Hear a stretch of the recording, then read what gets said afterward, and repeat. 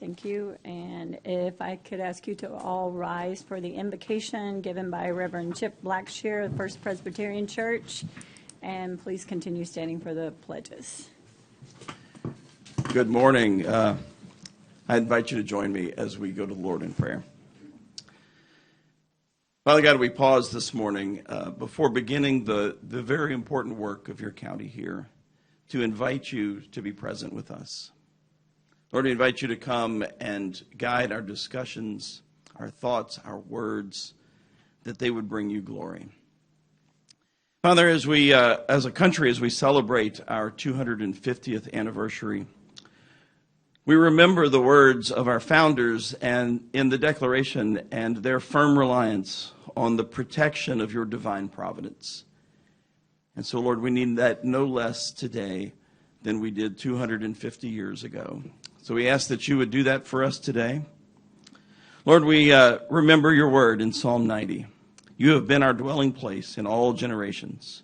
From everlasting to everlasting, you are God. And so, Lord, teach us to number our days that we may get a heart of wisdom. Lord, we ask that you would give each of our commissioners and Judge Scott a heart of wisdom as they seek to lead us. Lord, we pray again with Moses, satisfy us in the morning with your steadfast love, that we may rejoice and be glad all our days. And let the favor of the Lord our God be upon us and establish the work of our hands. And so, Lord, we pray that you would do that today, that your favor would be upon our commissioner's court and upon everyone who comes to speak, and that you would indeed establish our work here today. We pray this in the holy name of Jesus. Amen. I pledge allegiance to the flag of the United States of America and to the republic for which it stands, one nation, under God, indivisible, with liberty and justice for all. Honor the Texas flag. I pledge allegiance to thee, Texas, one state, under God, one and indivisible. Thank you. You may be seated.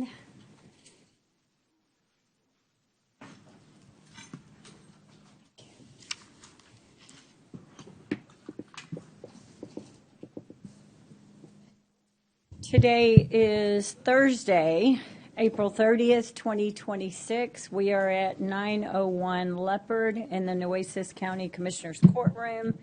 It is 9:10, and I call this meeting to order.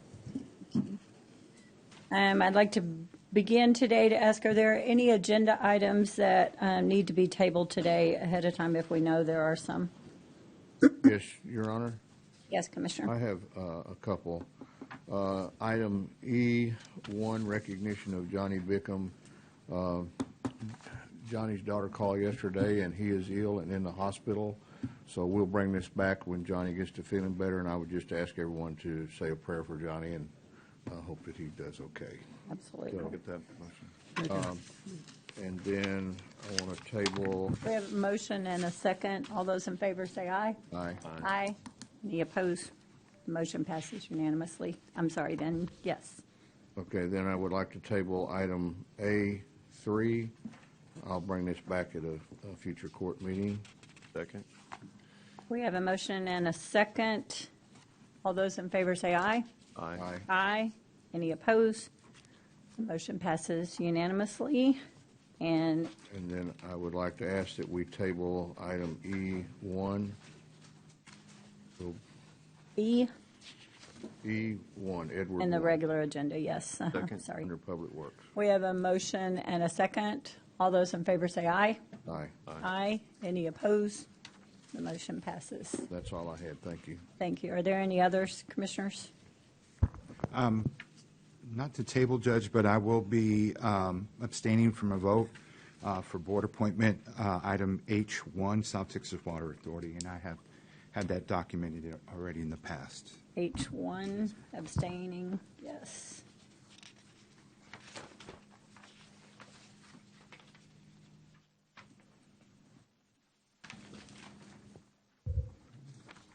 Is it H1? G1. Oh, it looks like H. The one in the back of the room is different. The one in the back of the room is a different agenda? Mine has H1. Board appointments, whatever. H1. I'll just say board appointment number 1, South Texas Water Authority. Thank you. Is abstaining. Mata's abstain. I have G1. If I have the wrong agenda, somebody in my office needs to check on this. I have H1. You have H1 on yours? So do I.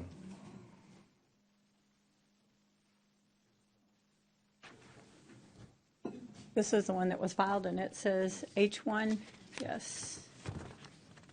Yes. Sorry, the reason why is there's recognition section right before the boards, and we didn't have anything for recognition.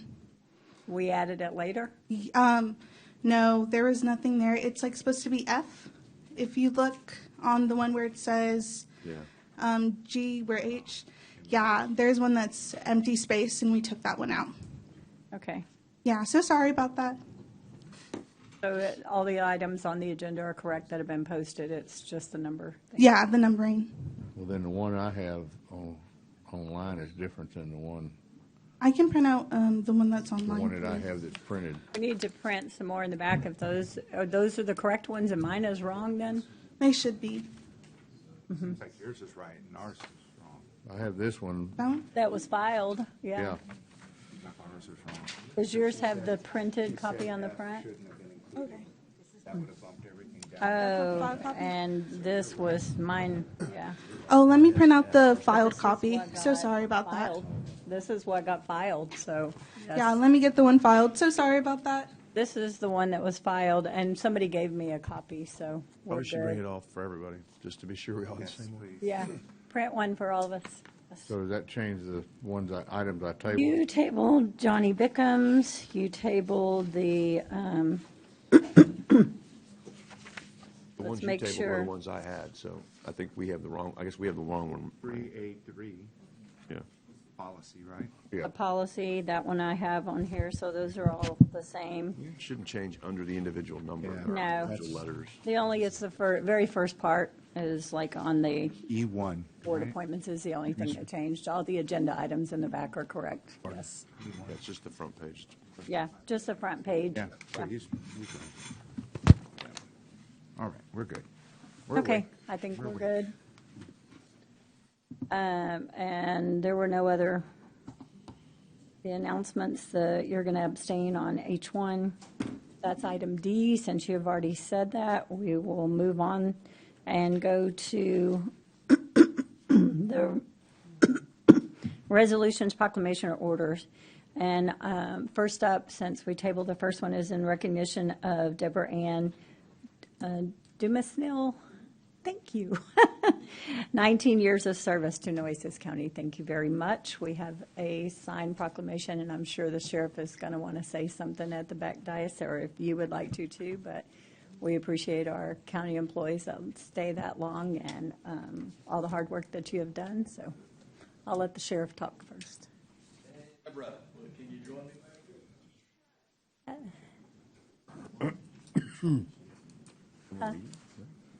It's, Just read a it? Certificate? Oh. It's just a Oh, certificate okay. for her years, yes. Got it. She's retiring, yes. Sorry. Thank you. I didn't have it. Hey, so Deborah started with the sheriff's office as the jail diversion program administrator Okay. in 2007. She's retiring with 19 years of service to the county. She was instrumental in securing the SAMHSA grant and that's Substance Abuse and Mental Health Services Administration grant. And that's what got our program kicked off the ground and operational before just about anybody else in the state of Texas, from what I remember. We were like trendsetters on that long before it became popular. She assisted in training many local law enforcement officers in the jail diversion program, and it's something that is called CIT, Crisis Intervention Training, that every police officer, every law enforcement officer in the state of Texas is now required to have that. And Wow. Debbie was the one that got that going here locally, or at least she was an integral part training. She was also very important in the formation of the Nueces County Veterans Court program that started in 2011. And I think the DA and maybe some other partners, collaborators in that effort can talk about the significance of that. She was a member, an ex officio member for the longest time on the Nueces County MHID Board of Directors.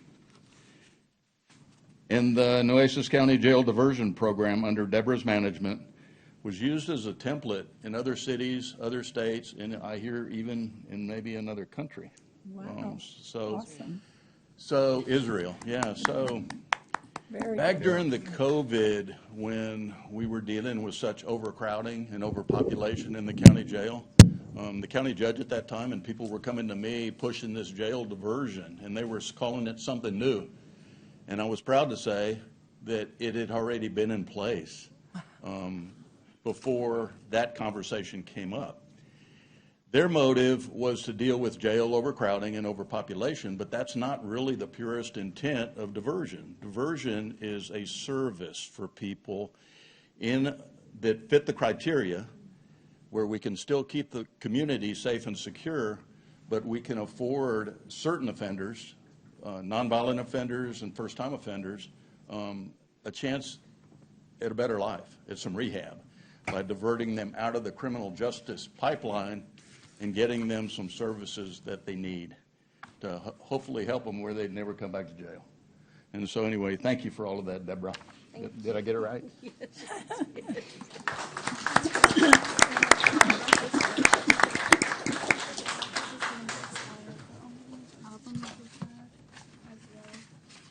Well, Deborah, I wish Mike Gordon was here because he's worked with you much more closely on behalf of my office, and he sings your praises loudly and often. When I took over as the district attorney, you know, the programs that I was proudest of to get involved with was Veterans Court, and I try to attend that every chance I get. You know, we send these youngsters over to get hurt and bleed on our behalf in sands of foreign countries. They come back and we ask them, okay, thanks for all your service, now fly right and do right after everything they've been through and seen. And those kinds of programs are near and dear to my heart. We try to give them a chance, help them get the rehab, the services through the VA. And I don't know what we'd do without those kinds of programs and the hearts of people like you that have made that happen. So I thank you for that on behalf of my office. The jail diversion program, Mike is quite upset because he doesn't know who in the hell is going to replace you, and but knows that we need somebody to replace you, so we may be trying to drag you out to come help us train that person when and if we find them. But it is a worthy program. It takes people with that are mental health consumers that are in jail for some minor nonviolent crime, and we get them out and in service, and as long as they continue to follow the program that is laid out for them and get the services and stay on the meds, they have a chance of not coming back to the jail. And that's the kind of program that I'd love to see more of, and I thank you for doing that. It makes our lives easier, and thank you so much for all your service. Appreciate you.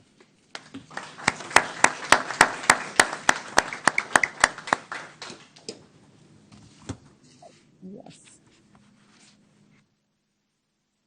There are so many people after 19 years that I could thank, but I want to thank the sheriff's office and all the staff at the jail. They're the ones that help move all the gears and move all the parts to get everything moving in the right direction. And as far as all the training for CIT and all the officers that were trained over the years, I want to thank CCPD for partnering with the county to get that done. And I want to thank the Veterans Court for being open-minded and for striving to make the court better every year and really focusing on our veterans. I want to thank them very much for that. And I want to thank the county in general, because this was a wonderful opportunity for me, and it's a career I never dreamed of 25 years ago, and it kind of made me who I am. So I really thank everyone at the county for that opportunity. Thank you.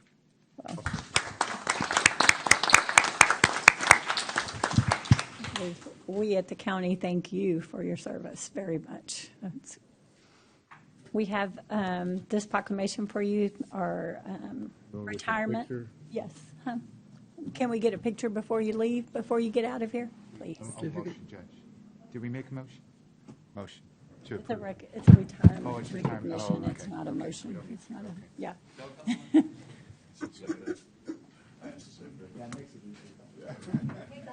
got this. No, I'm joking.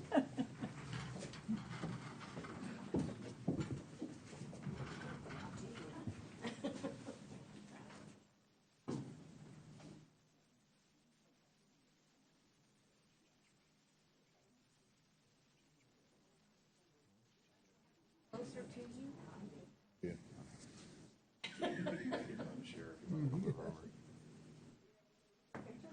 Oh, we got the line.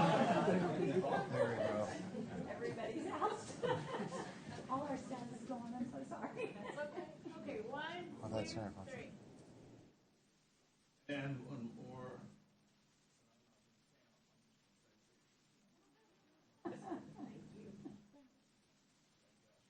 Oh, one more. One more. There we go.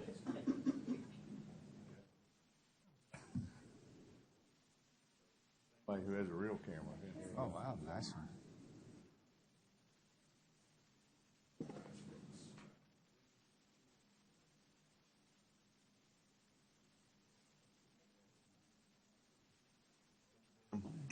Thank you for your service. Thank you.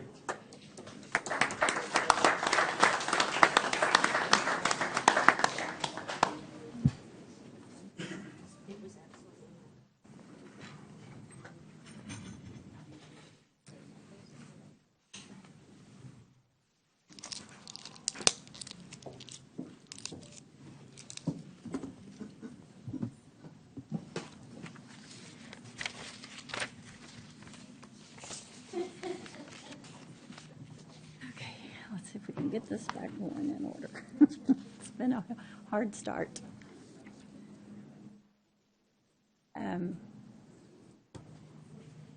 Item number 3 is our water emergency declaration. And I'm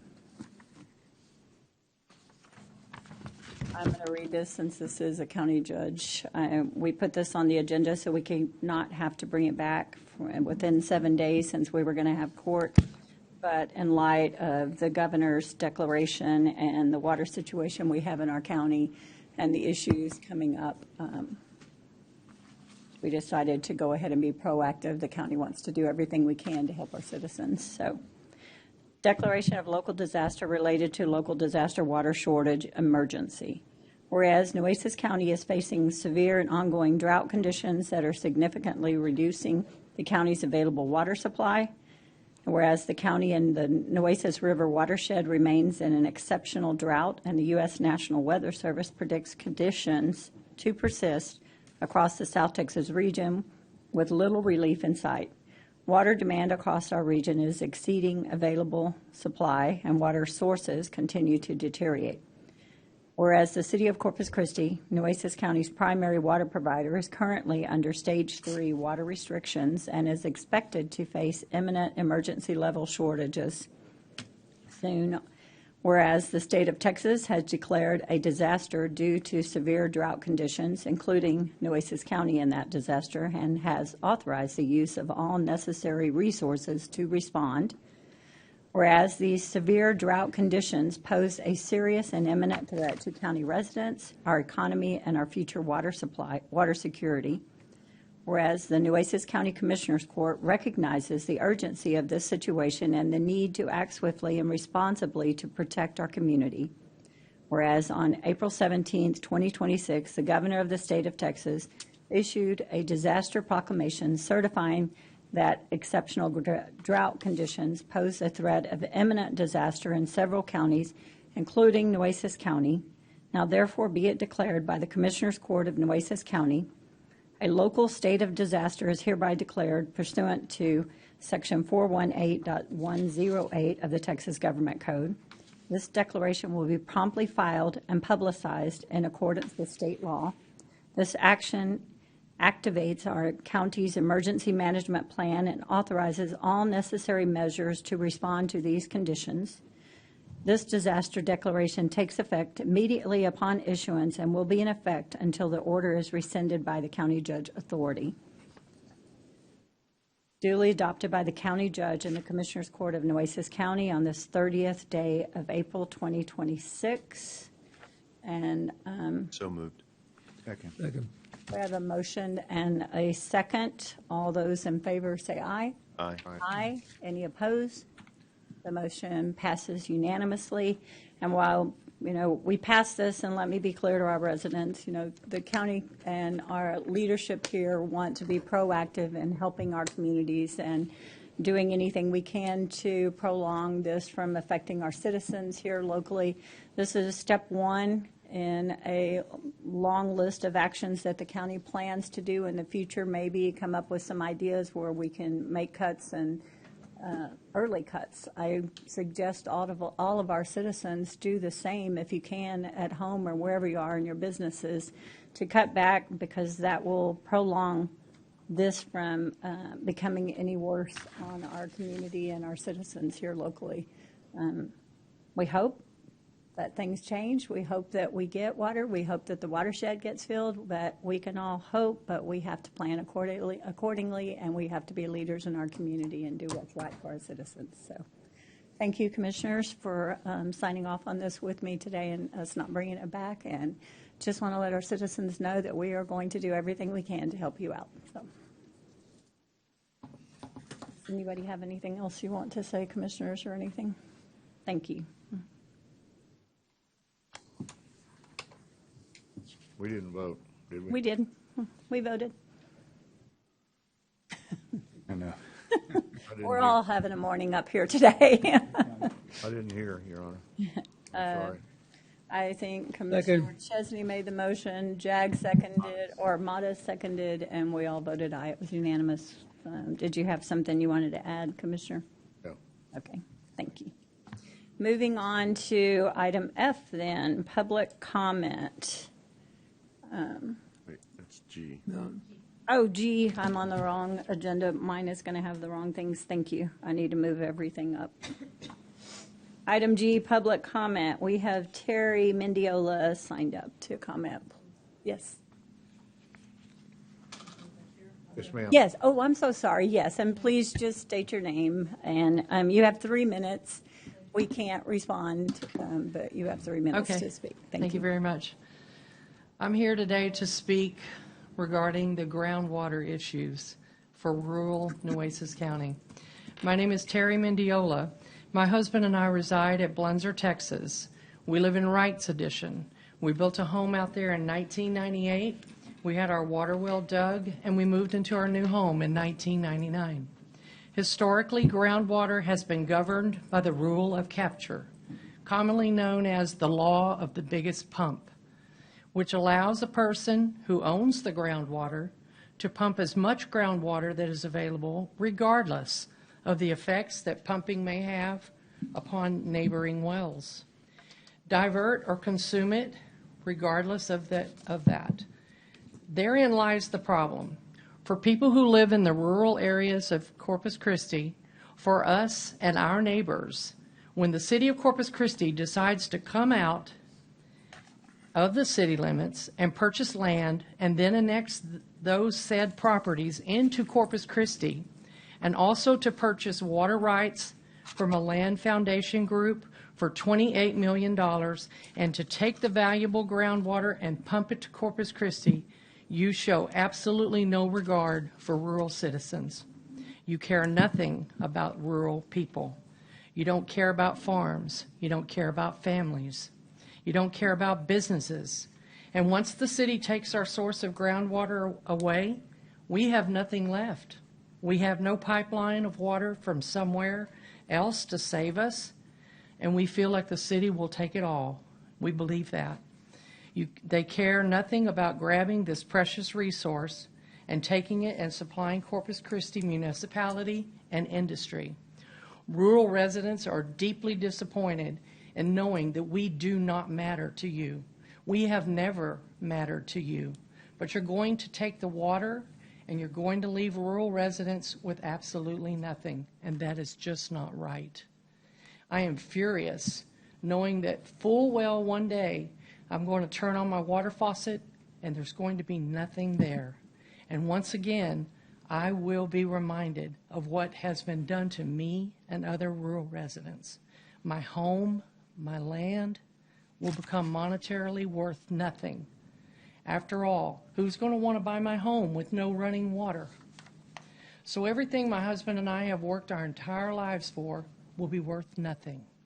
So when you wake up in the morning and you go in and you wash your face and brush your teeth, take a shower, get yourself ready for your day, I hope you remember me and the rural residents, because we are there and we will never forget what has been done to us. Build a desalinization unit already. We have needed one for 28 years. We're at 7% lake levels. This is tragic. It's just tragic. And I just wanted to come here today and speak. Thank you. And just a point of clarification, we aren't the city and we don't have a vote in that. We have no authority over the water, but we appreciate your concerns. Understand. Thank you. Judge Joe Benavides.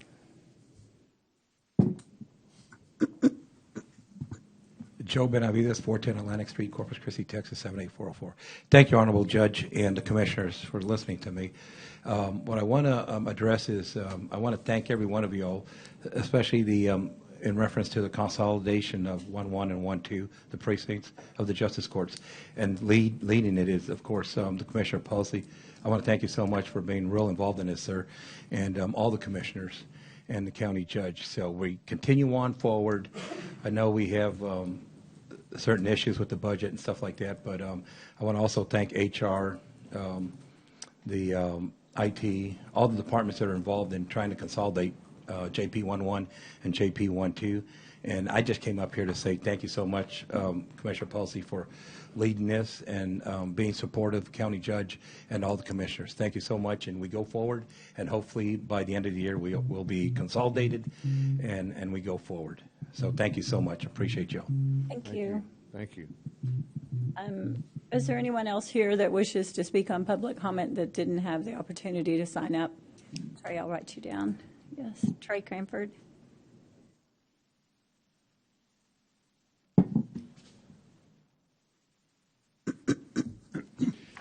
Trey Cranford, for the record.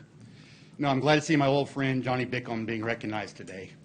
Johnny and I go way back. I was classmates with his daughter, Michelle, so Johnny has known me pretty much all of my life. Johnny has worked tirelessly for our community over the years, not only providing for his insurance customers, but with his involvement in our community. He has been a pillar of consistency. As you probably heard in his recognition, Johnny was around and experienced the good times in his involvement with youth sports in the 1980s. But he was also there for not so good times. You see, we went through some rough days within our oil and gas industry that supports our community. In 1986, we saw a barrel of oil drop below $10 a barrel. 1986 was also the same year that Corpus Christi became the first city in Texas to develop a combined water conservation and drought contingency plan. This action was driven by persistent water shortages. Here we are 40 years later declaring an unprecedented emergency water disaster declaration. Let that sink in for a minute. 40 years ago, leaders in this community recognized the problem and took action. They didn't wait for perfect conditions. They didn't kick the can down the road.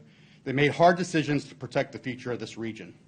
And today, according to this declaration, we're facing a serious and imminent threat to county residents, our economy, and our future water security, with demand exceeding supply and conditions expected to worsen.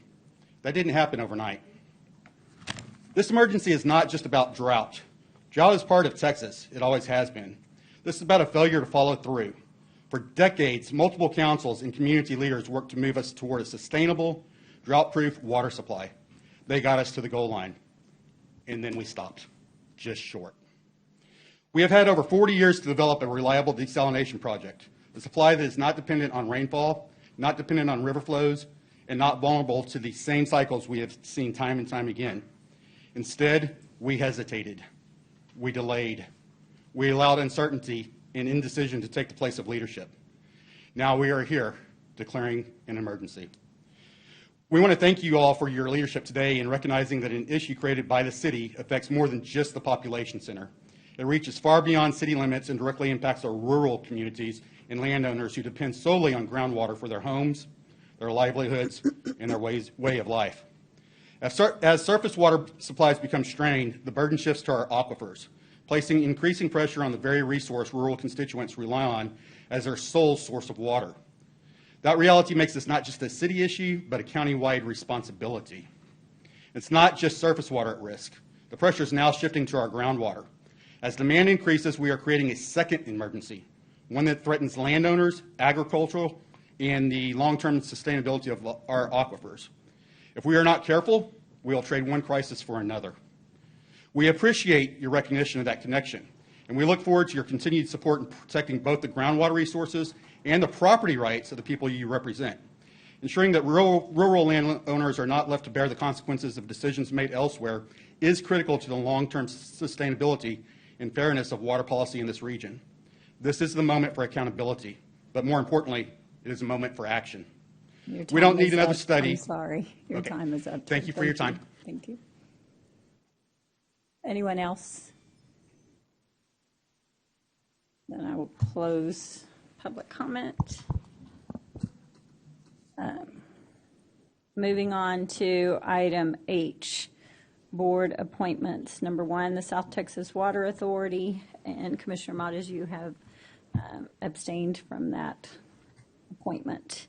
We have one letter of intent, Joe Morales, and no additional applications. So I would make a motion. Yes, you make the motion. Yes. I think it's a precinct two, but yeah. Okay. We have a motion to appoint Joe Morales. Do I have I'll second that motion since he and I were going back and forth. Any conversation? Any other? All those in favor say aye. Aye. Aye. Aye. Any opposed? Abstain. The motion passes with one abstain.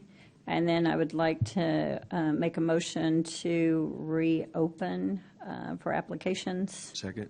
We have a motion and a second to reopen for applications again for this for another additional 2 weeks, maybe come back to. May 17th is what it says in the backup, Judge. May Is that what your 17th, motion is? sorry, I don't have it. No, on no, I'm there. just making sure that's what you want to do. That's fine. Okay. May 17th. All those in favor say aye. Aye. Aye. Aye. Any opposed? The motion passes. Moving on to item 2, the Nueces County Animal Services Advisory Committee. There are 3 positions open. We did not get any applications, so I would make the motion to reopen for applicants. Judge, I would make that motion to reopen and through May, it says 29 of 26. Yes. And, go ahead. Do you want to Second, second that? yes, second. Yes. Sure. And this one, these positions, although it's an advisory committee, the reason that we're even leaving longer, there are specific positions, they have to be met, certain people in the community. It's not just open people that want to serve. I think one's a vet, one's a kennel attendant, things like that. They have to be asking for those appointments. So we have a motion and a second. All those in favor say aye. Aye. Aye. Aye. Any opposed? The motion carries. Item number 3, the Nueces County Mental Health and Intellectual Disability Board of Directors. There are 5 positions. I believe we had 4 letters of intent and some additional applications. Does anyone have? Your Honor, I'm sorry. I would like to make a motion to go ahead and reappoint the incumbents, and then to add to that application of Marissa Telgi Masur So second. Can you just, It's 4 plus that one, Commissioner. All the 4 letters of intent and the 1 additional application from Marissa. just for clarification of the record, would you mind just, I don't have the Who the other normal applicants? summary sheet. Who are we reappointing is on, for the record, is on? The 4. I know, I don't have. Want to read them out, Commissioner? Yes, that would be Crystal Aguilar, Dorla Espinosa, Dr. Juan Aliman III. Those were the applications we received. The incumbents that I have made the motion to reappoint are Aaron Diaz, Nancy Lechner, and I apologize if I pronounce your name wrong. That happens to the best of us. Jane Haas, Linda Falwell Stover. Got it. Thank you very much. And we have a motion and a second. Any other discussion? All those in favor say aye. Aye. Aye. Any opposed? The motion passes unanimously. And just for clarification, Your Honor, the applications received of those, I would like to make a motion to appoint Marissa Telge Masur.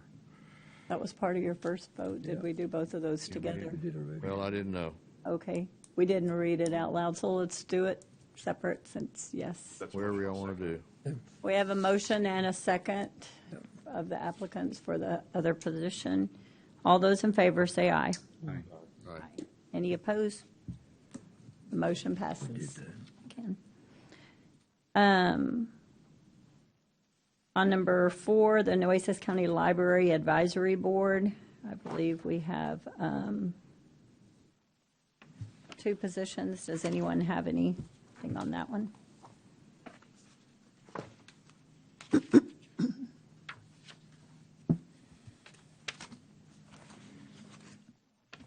We had reopened because we didn't get enough the first time, I believe, but there should be 4 applicants. Still saying it wrong. I was hoping Commissioner Mars was going to bail me out on this because I apologize. I don't know anybody on here. We don't know if anyone has any. There's 4 openings, Judge. and how There's many- 4. Open. Chelsea Lavelle, Mandolin Atkins, Pedro Garcia, Benita Flores. There's 4. Are they here, any of those So 4 applicants? applicants and 4 openings? 2 positions and 2 4 positions applicants. available. Has anyone contacted any of you? No, sorry. Y'all want to bring this one back till someone reaches out to them, talk to them, or does anybody want to make a motion? I would make a motion to appoint Benita Flores and Mandolin Atkins. Second. We have a motion to appoint Benita Flores and Mandolin Atkins to the 2 positions. Any other discussion? All those in favor say aye. Aye. Aye. Any opposed? The motion passes unanimously. And for all these boards, we're very thankful for the people who sign up to apply for these. In the future, if you sign up, you might want to call the offices too and maybe let them know you're interested. These are difficult decisions to make when you don't know anybody on there, have heard from anybody, and don't have any recommendation from the other people serving as well, but we appreciate each and every one that signs up too. Moving on to item 2, our consent agenda. Does anyone have anything they wish to pull from the consent for further discussion? I want to pull item H. I guess it's still H on here, I assume, the Commissioners Court policy. You want to pull it or table it? Item number H. You want to table that one with table? No, it's not a table. This one's a different than the other policy. No, it's a different. It's Okay. just, yes. Mhm. Other than that, any other ones, Motion to accept the consent? the consent, with the exception of item H. We have a motion and a second. All those in favor say aye. Aye. Aye. Any opposed? The motion passes. On item H, I only pulled it just to let the court know this is simply changing our boards outside. We had a person come a couple of courts ago that told us that we had the incorrect number on there. While we hate to be wrong, but we also admit when we are wrong, and the gentleman was correct, and our numbers should, the code on the outside should be, and we went from 81.024. The correct number is 81.023. We have corrected that, and we appreciate the gentleman bringing that to our attention. So Very good. it's on our signs outside for different court, whatever session you're having, whether this is a business court, like Commissioner's Court can be a legal court. And So moved. we have a motion. I will second, or Commissioner Gonzalez seconded that. All those in favor say aye. Aye. Aye. Any opposed? The motion passes. Thank you. And I believe that was a Matthew Rankin on 3/25/26 at that court that brought that to our attention. So,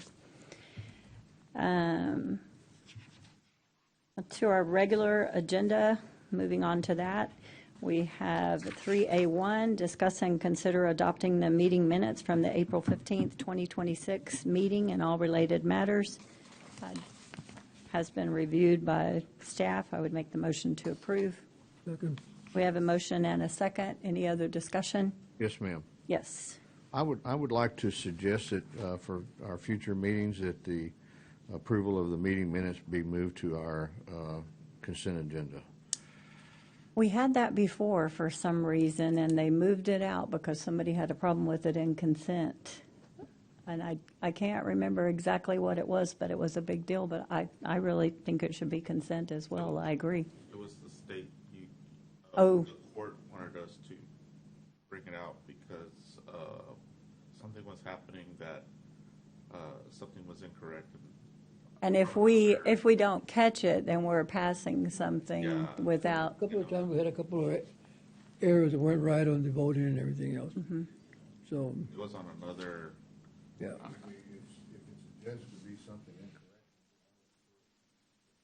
Right. There was. We weren't the ones that. Yeah, there was some discussion about it though, but I'm fine with it going back to consent, but we had it in there and we pulled it out for a reason, Well, I guess, if somebody. And I think the judges, your office has been double checking the Yes, minutes so that we, yes. to see if there's anything in there. So I if that's a motion and a second, I'd say let's vote it. 'Cause Okay. We have a motion and a second. You got that right? Consent, yes. All those, Approve this. approve this one, to approve this and move it back to consent. Yes, thank you. did we not vote? Can we add that? Can we add that? You may, depending on how it's noticed in consent, a discussion. It would have to be adopt the meeting minutes. It would not be a discussion, consider, yes. We have to word different for consent, yes. There's no discussion in consent agenda. You No mean discussion? you just have to reword how you post it. Yes, and then if someone has a problem with it and wants to discuss it, you might just table it until the next time. Or just, Maybe that's why we didn't put it in there, because if you put it in, but you can pull consent items and discuss them. What's the difference? we pull do that all consent the items time. all We the did that time. one today, yeah. Well, yeah, we pull consent items all the Well, time. every meeting we do that. Right. Well, This is Under the first that, consent yeah. agenda Joe Gonzalez hasn't pulled anything in a while. I was a little shocked. I'm fine with the motion as amended that Okay. approves the minutes and Yeah. moves it to consent. So, Didn't we already vote on the minutes, though? Did we vote, or we just had the motion first? Okay, yes. With pulling it into consent, did y'all amend your motion, or would you have to do that separate? who made the motion to approve? Leslie? The first one was Judge and Jag to approve the minutes, plus they called it into discussion. Well, yes. So you want to amend, Judge? Yeah, I'll amend the motion You to okay with approve that? that. Amend my And second. Jag approves too, so, I'll do it. Yeah, this has been a morning. We're all woke up on the wrong side of the bed today. All those in favor say aye. Aye. Aye. Any opposed? The motion passes. Thank you. And next up, Dr. Curion, I see you here. Receive quarterly report from the Director of Public Health, Dr. Anita Curion, for the city-operated Corpus Christi, Nueces County Public Health District. Thank you for being here, and I see you have a lot of the folks with you, too. Thank you all for being here as well. Good morning, Judge. Honorable Judge and Commissioners, thank you for this opportunity to be here once again to give you an update on what we have been doing for the past 2 quarters. And I will be going over some of the key highlights from the past 2 quarters that is illustrated in the handout that was passed out just before this meeting. And just want to start by saying overall, high level, these past 2 quarters have been very productive for us. We have had many initiatives that we have already implemented or planning to implement in the next coming months. And I will be going through each one of them as quickly as possible. As discussed with many of you, I think it's on the other side of the trifold, as discussed with many of you already. All our focus in the past 2 quarters have been to improve or strengthen our service delivery and response by improving access. So one of the main initiatives that I'm really proud to report out today is we have already planned out and looked at changing the hours of operations at our satellite clinic at Calderon. We typically are at the satellite clinic every Tuesdays and Thursdays, 8 to 5, and we are looking at some evening hours. And this was especially based on the feedback we received from the clients, based on the feedback that we received from you, Judge, as well as some of the commissioners here. We've heard it. Staff is very receptive, and we will be changing those hours, our hours of operations, to include some of the evening hours as well. We are also improving access, or I should say enhancing access, with regards to our mobile outreach events. Traditionally, we've had it Monday through Friday, 8 to 5, and we know not all residents can make it to those events during those hours of operations. So we are having many of our events. We've already started that. We are having many of our outreach events after hours or on weekends. We are looking to have a minimum of at least 2 mobile outreach events. We will be expanding that also, increasing the number as and when we can. And I just want to thank our partners. In the past 2 quarters, we've had 14 community partnerships that we have put in place. And all our work is not in silos. This is, there is an army behind us. We can't do it all. And it's thanks to these partnerships that we've put in place that is enabling us to make some of these changes. And as I go through the initiatives that are in a bit, you'll see those initiatives are also not in silos. It is closely working with the partnerships or partners that have made it possible. Moving on to the some of the initiatives that's listed out there. Let's start with the Narcan vending machine. I've discussed this with many of you already. We are looking forward to installing a Narcan vending machine by mid-May if all the stars align. We have a few more last-minute items to check off our list, but we are all poised to move forward with this installation of the vending machine at the Kish Library.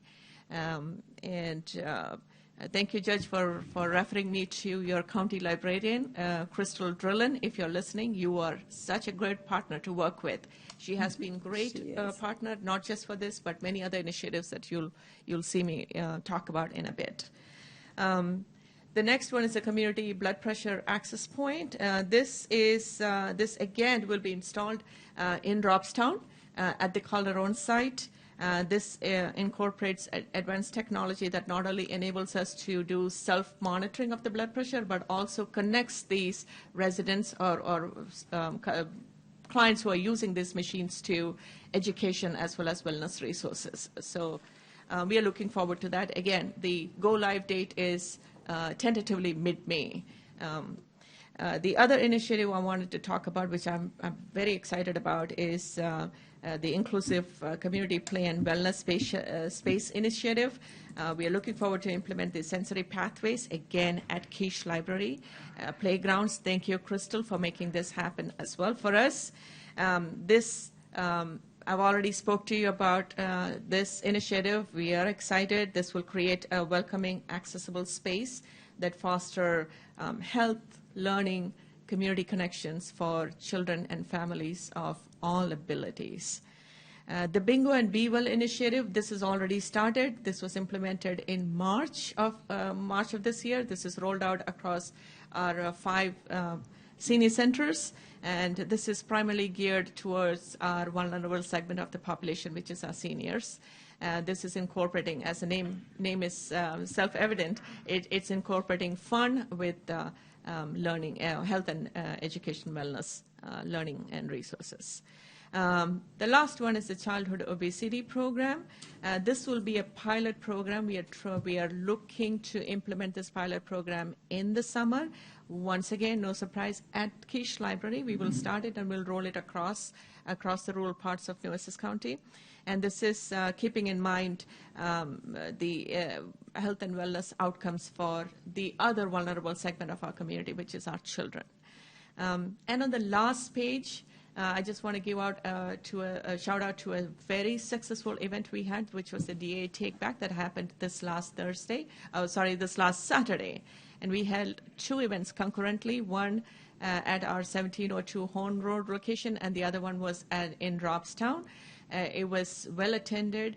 I don't have the final tally of the drugs that were collected by the DA, but roughly it was just over 35 boxes, large boxes of drugs that were dropped off. And here I want to give that Robstown event would not have happened without the assistance from Robstown PD. A special shout out to Chief Tamis and Sergeant Gonzalez. They were instrumental in making this a successful event at the Robstown location. I will stop here, but before I stop there, I want to also acknowledge, and I don't get to do this more often, I have my team here. Please stand up and be recognized.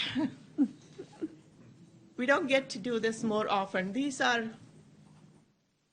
and it's making me emotional now, these are the heroes behind the scenes. Not often do light get shined on them, and I want to take this opportunity. Thank you for everything you guys do. Real quickly, Denzel, he's the administrator over our immunization programs. Blaze is the program manager over our health education outreach. Wave when she mentions your name, maybe. Okay. Yes. Good. Everybody's standing. Thank you. Marina is our health educator. Rosie supports the Calderon Clinic. She's there every Tuesdays and Thursdays. Jessica is one of our clinicians from STI, and we are so fortunate to have her. She does double duty. She also takes care of STI testing and also provides immunizations when she can. So it's double duty. And Raul Nandin, the newest kid on the block here, he just joined us. He's our newest STI program manager. And last but not the least, Christine Reyes, I don't know how she sleeps, when she sleeps, but she is busy running around. She is instrumental in executing many of the initiatives that I talked about flawlessly. And she's always looking for new initiatives to roll out and how well to serve our community. So all the work we do to make sure that our services are effective and reliable to all our residents across the county is thanks to this team. And this is part of the team. There is another team watching us virtually. Somebody had to stay back to hold the fort down in our clinics. So thank you to each one of them, and thank you to all of you as well. Oh, thank you, all of you.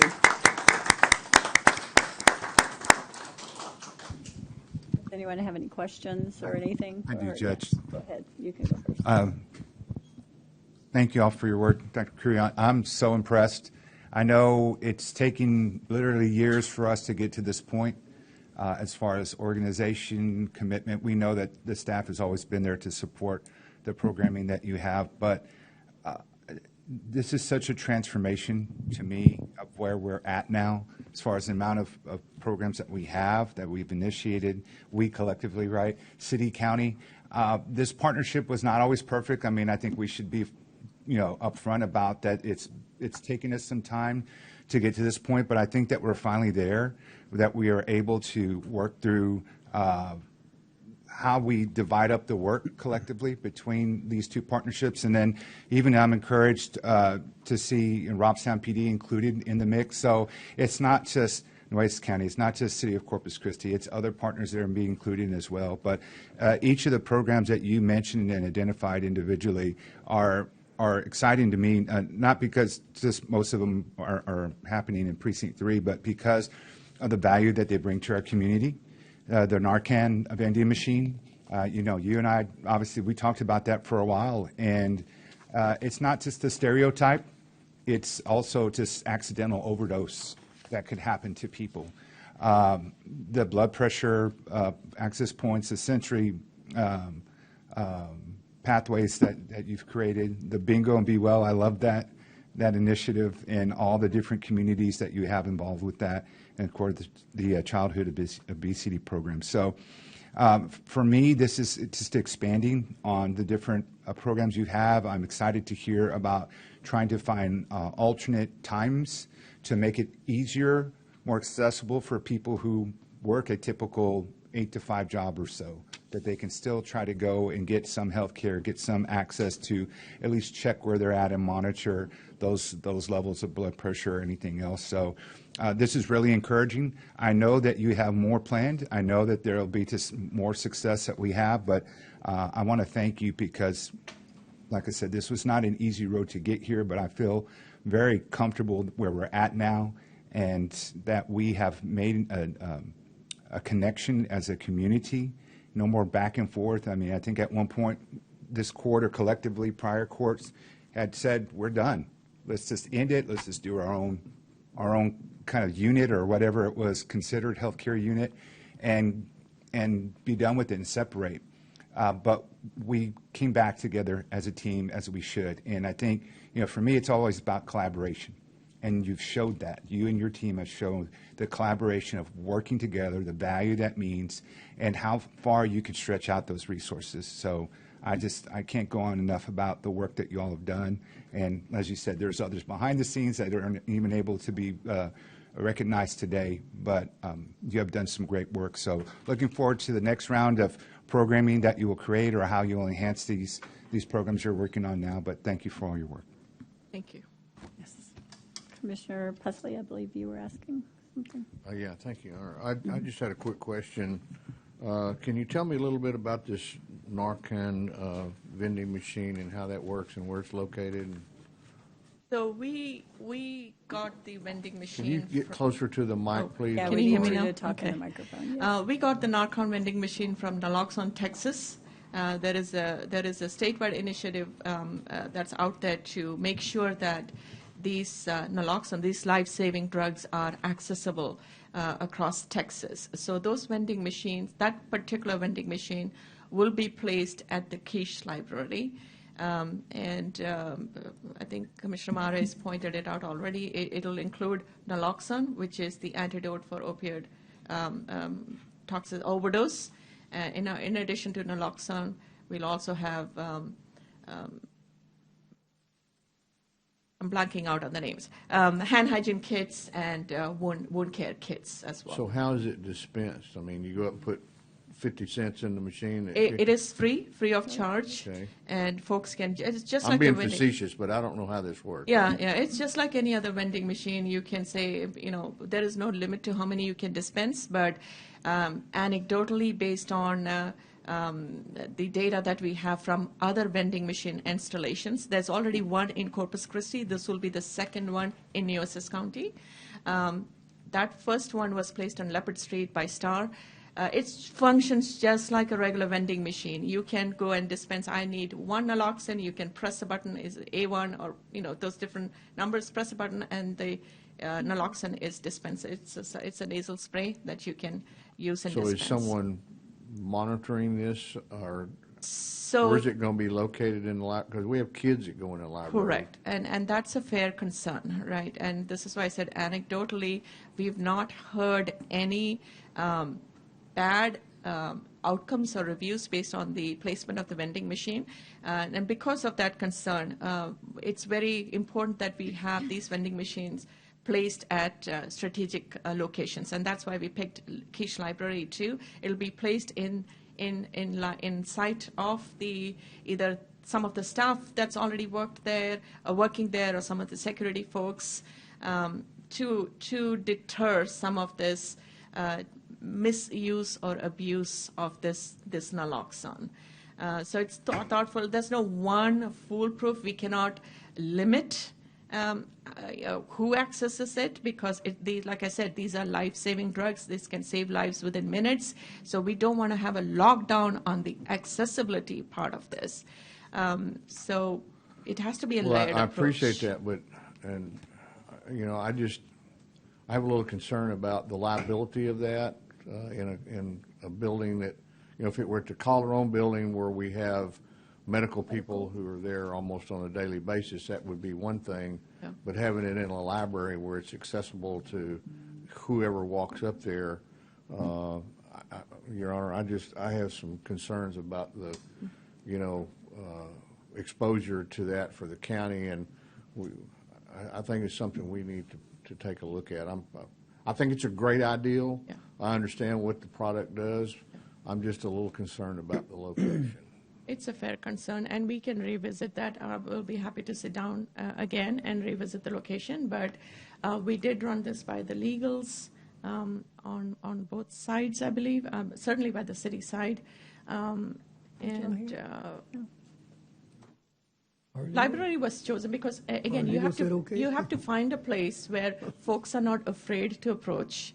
And folks are not afraid to access it. So one of the criteria we used is what's a hotspot where we can place this, where it can really be accessible within minutes to save lives. Yeah. And Robstown, Quiche Library was one of the locations that was the Calderon going building is literally almost across the street from the library, and I just think that's a more appropriate place. But a little bit further down. Do we know what the effects of that drug is on a kid that accidentally plays with it or anything? What is the effect? The way naloxone works is it's counteracting the opioid effects, right? So what it does is the naloxone binds with the brain receptors that already has, now I'm getting into the weeds, but opioid molecules attached to the brain receptors. What naloxone is doing is displacing those opioid molecules from the brain receptors and reversing its effects. So even if it is used when not indicated, there are no significant physiological effects of naloxone. Because sometimes even when people use those on people they think are having an episode, it could be something else instead of that. So there are no, okay. Yeah. And that's happened in our own locations at 1702 Horns, where we've administered naloxone and then turned out the person was just having seizures, but like I said, this is life-saving measure. So if we can save lives in minutes, we do it, especially when we know there are no significant physiological effects. You said this is the second one in Nueces County. Where's the first one located? It's at Antelope Street. Antelope Street. In a building or? Stars has put it. It's outside it's a street level. I don't think there is any buildings there. Okay. Yeah. Okay, well, that's I just had a concern about it being in the library and not being, something that's monitored and the county having responsibility for, and I'm not a doctor, so I have no idea what how that drug interacts with a kid who's maybe taking other medications or who is a diabetic or, whatever the case may be. How kids are. If there's a way to do it, they'll figure it out. And also in the future with, if it goes through the city's legal team, it needs to go through the county's legal team too on any of our things, by all means, yeah. I think everything should go through our We- county legal.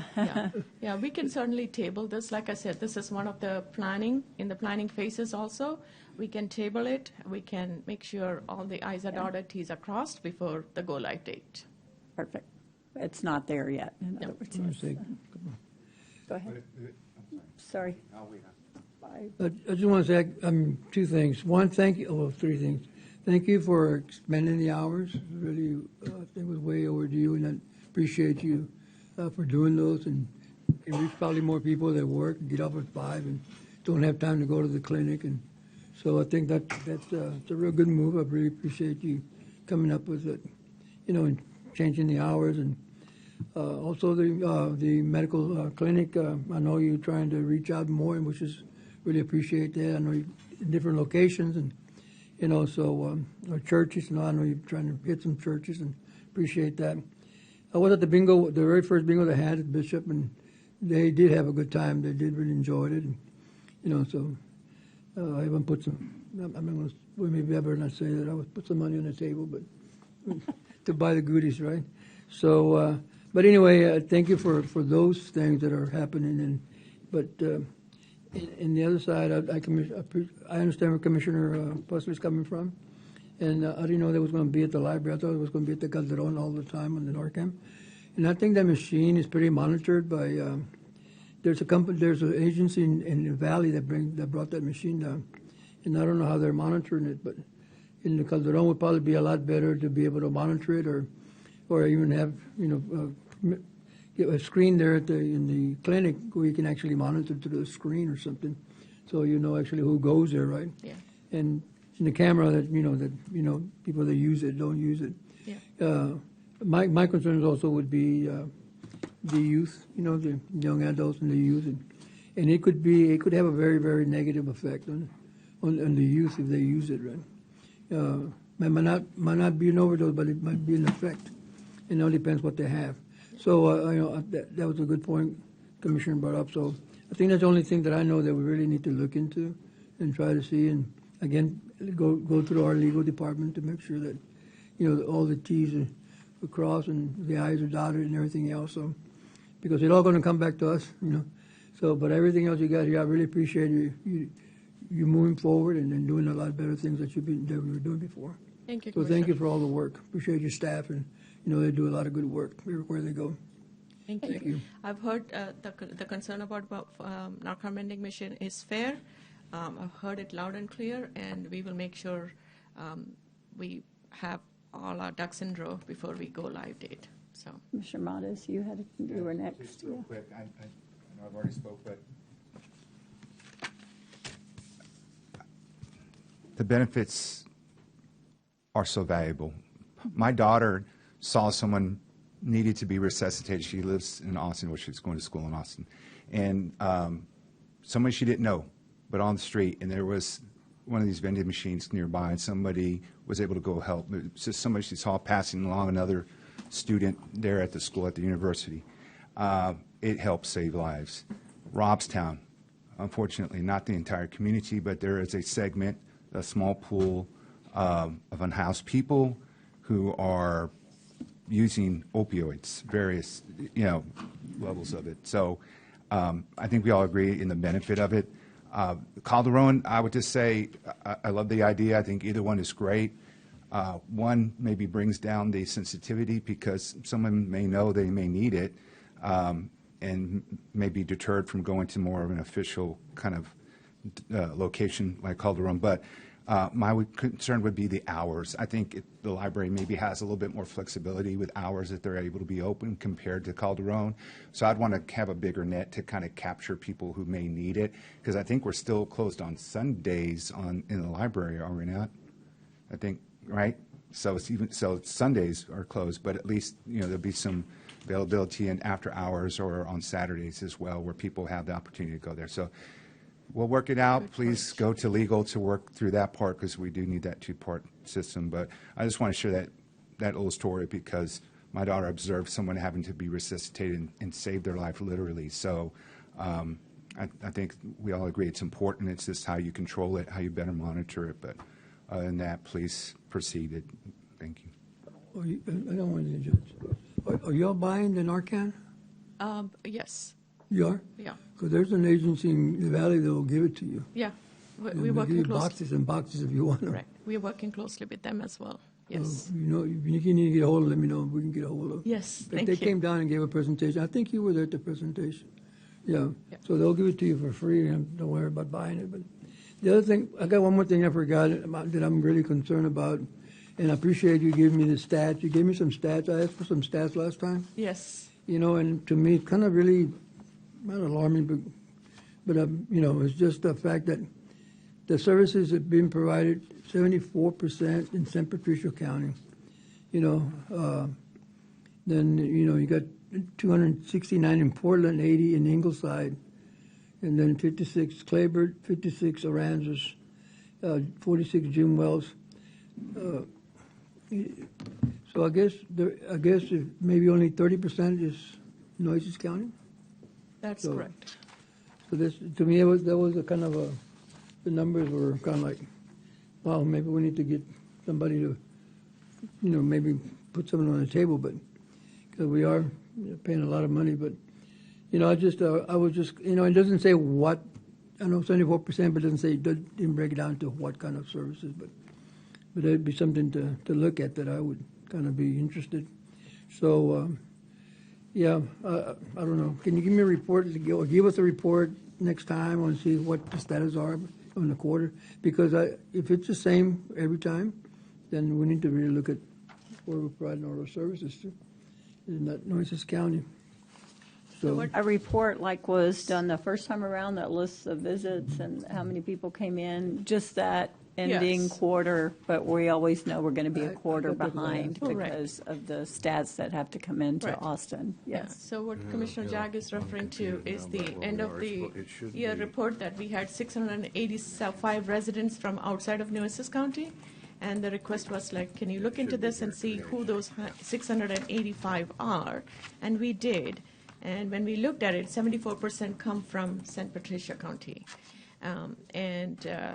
But like I mentioned to Commissioner in my meeting earlier was that as the Nueces County Health Department, as the Corpus Christi Nueces County Public Health District, we do get money from the state and some of the federal pass-through to serve 5 to 7 neighboring counties, especially for our STI services, TB services. So this could very well be those folks who we are getting the state funds to support the neighboring counties who do not have the public health capacity to address the STI and the TB testing and some of the other reportable conditions. So I did hear this request again. I will go back and I can provide you those numbers by services sought. And I think it'll be pretty apparent that those services, again, are probably the STI, TB, and other reportable conditions that we get funding from the state to support the neighboring smaller jurisdictions. Thank you. Commissioner Pusley, you had asked, you wanted to. Yeah, I just wanted to say, I wanted to echo some of Commissioner Mars' original remarks. I really appreciate, you know, taking the time to put this together and all the great things that are taking place. I've been around long enough to understand the challenges that Commissioner Mars spoke about, but we've obviously come a long way, and we appreciate the dedication of you and your staff into bringing better health care services to our community overall. So thank you very much for all you're doing. Thank you, sir. Thank you. I think that's it for us. We appreciate you very much. Thank you all for being here today, and thank you for what you do. Yes. thank you.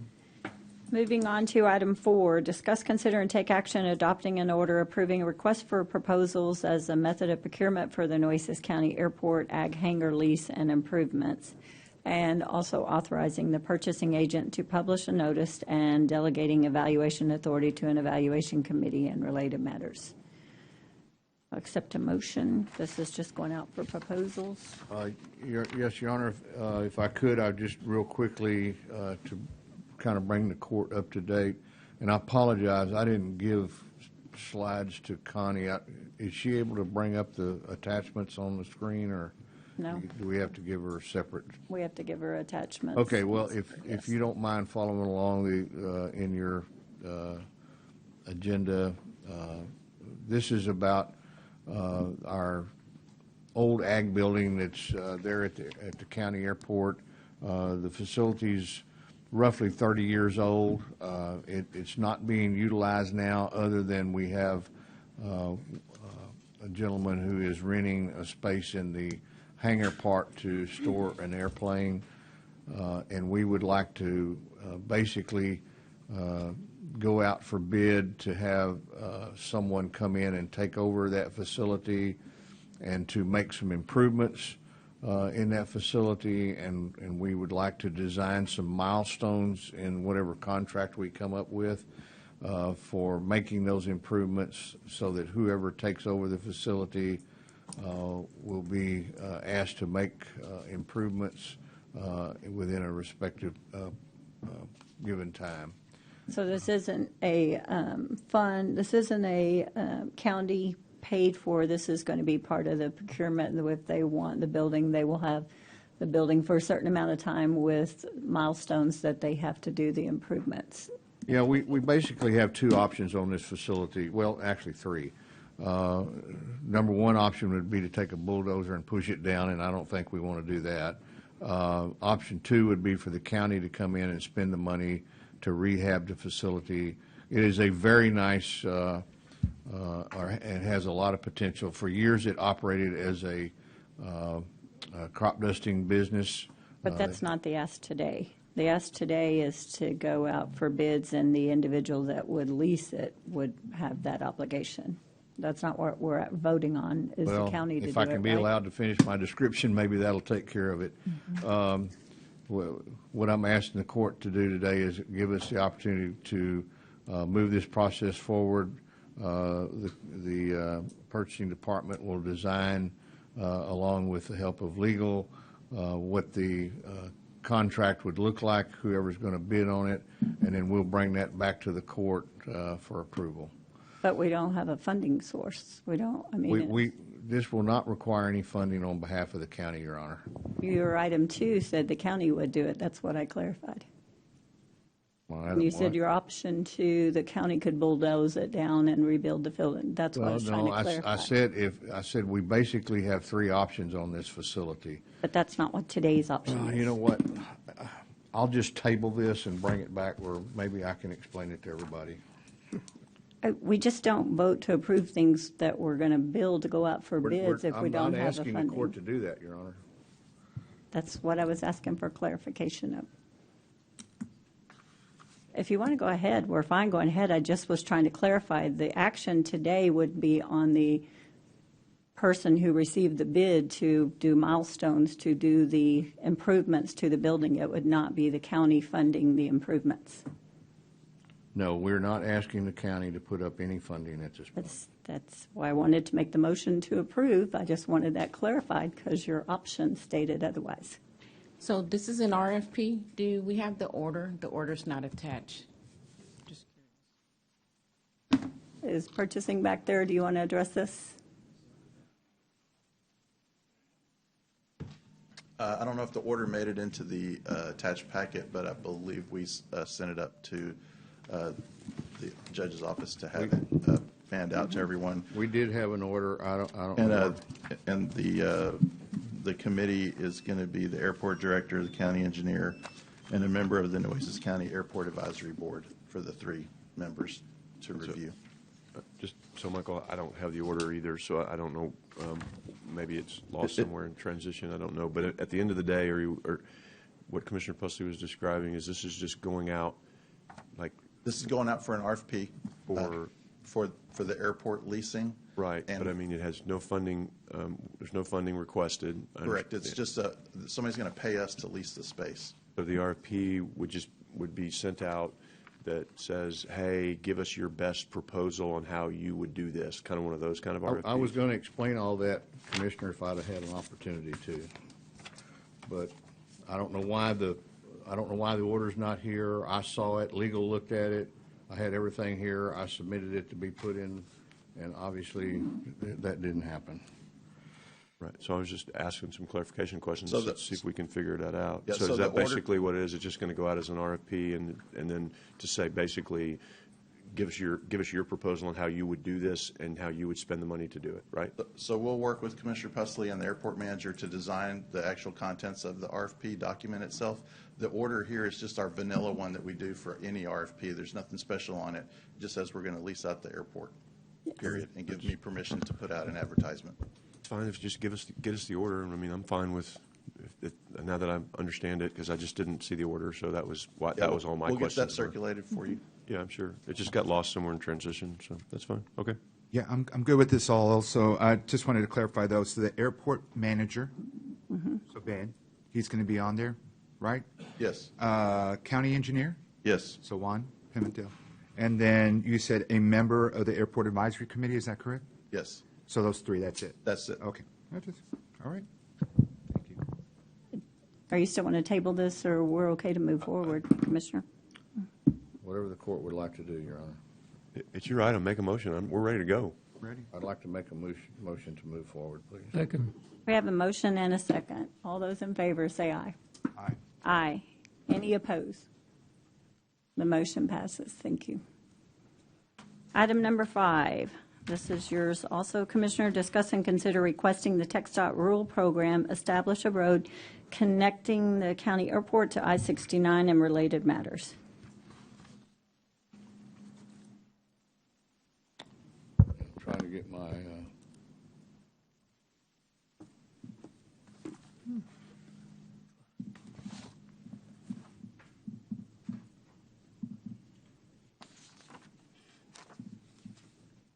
this is an item I brought forward before, and we didn't have we thought the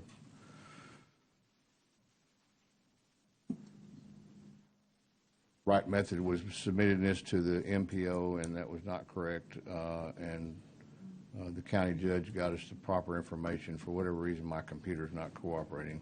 I apologize. Discuss and consider requesting TxDOT rural program establish a road connecting the county airport to I-69. Yeah, I'd like to make a motion to move that forward, please.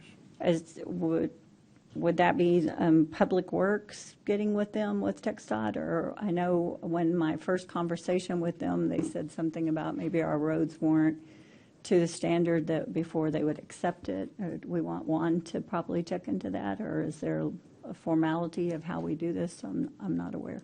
I'm not exactly sure how the process works. Okay.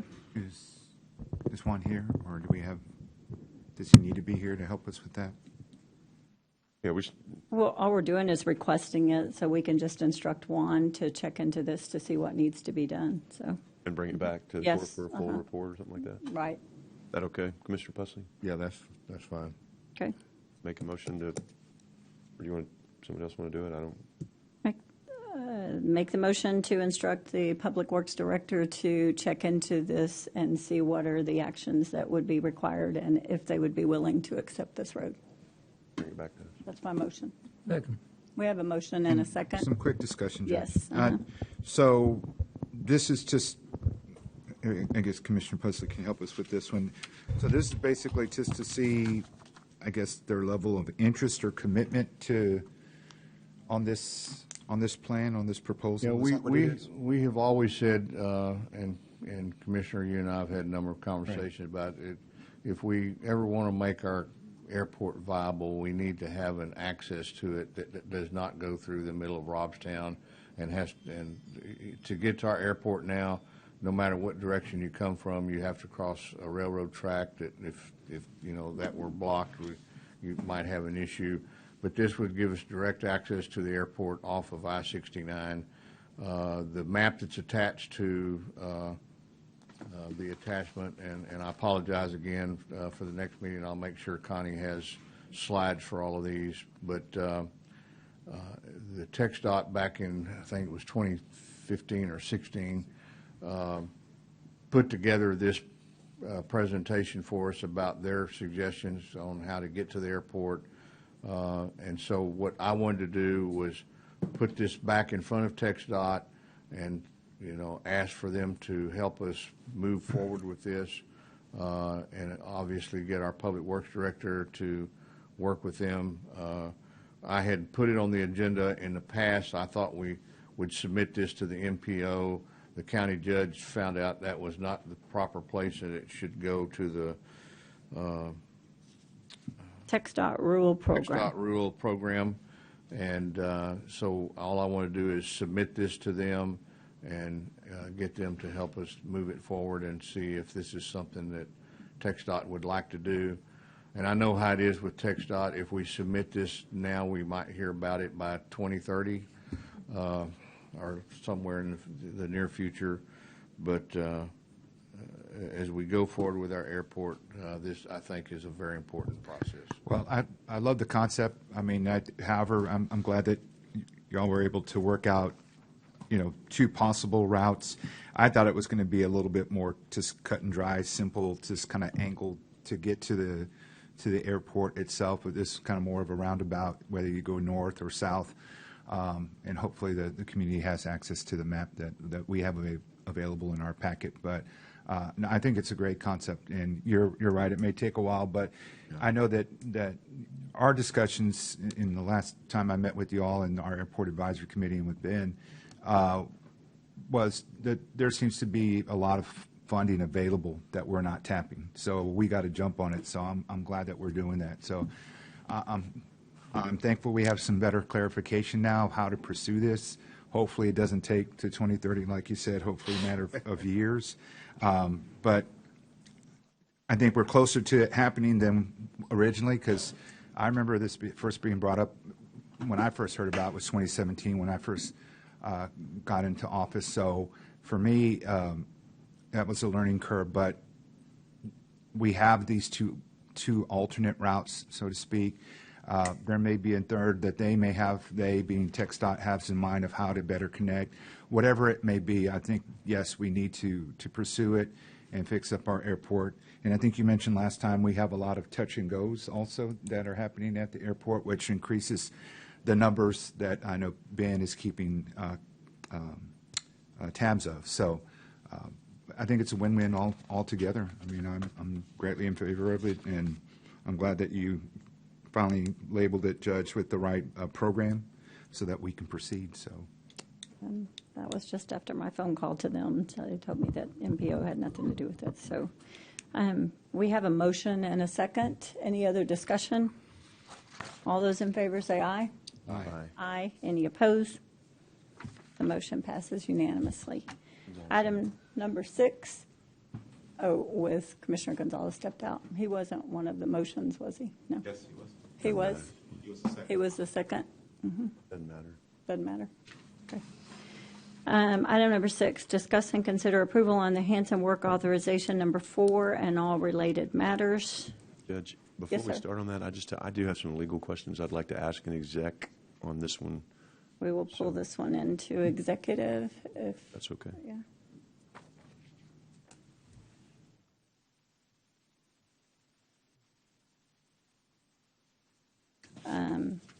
Will this require a 5-0 vote to take it into executive because of contractual legal? As long as the discussion is legally, it's Yeah. legal questions. It's pure. It's legal, it's pure not legal. contractual? Pure Okay. legal. Yep.